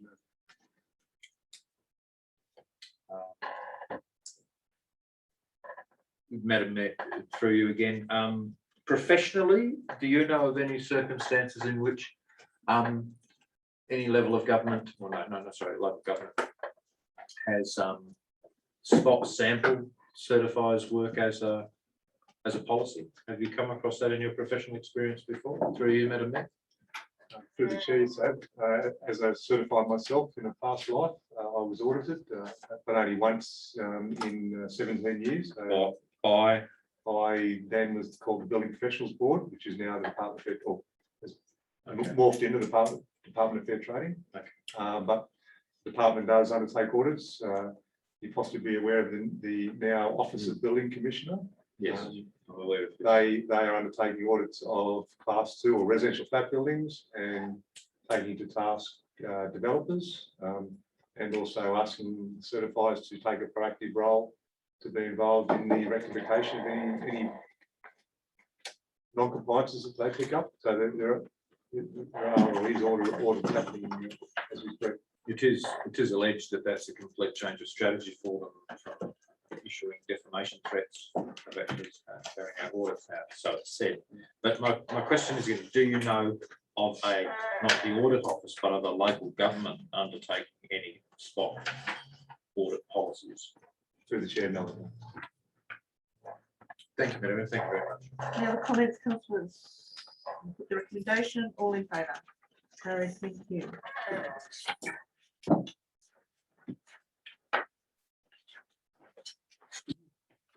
Page 158, item 15, we have no matters of urgent business this evening. Page 158, item 16, closed session and confidential reports.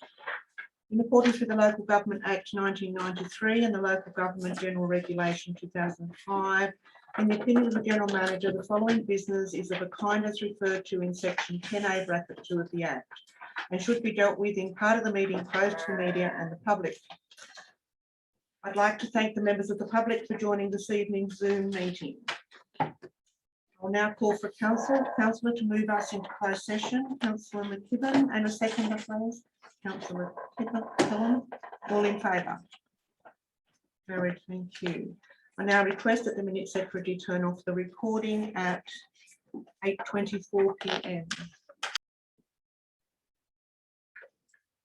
The following resolutions were made in closed session. There were no members of the public present at this time. Item 1601, that council do not write off legal fees for assessment 123700219. However, offer a payment plan arrangement at the full cost recovery. Item 1602, that council do not write off fees for assessment 1236736. However, offer a payment plan arrangement for full cost recovery. Item 1603, that council undertake the recommendations as outlined in the report. Item 1604, that council support the recommendations as outlined in the report, that council delegate this authority to the Mayor and General Manager to undertake the recommendations as outlined in the report. The next ordinary council meeting of Oberon Council will be held on Tuesday, August 17th, 2021, commencing at 5:30 p.m. I now declare the meeting closed at 9:11 p.m. Good night. Thank you, Madam Mayor. We- Thank you, Madam Mayor.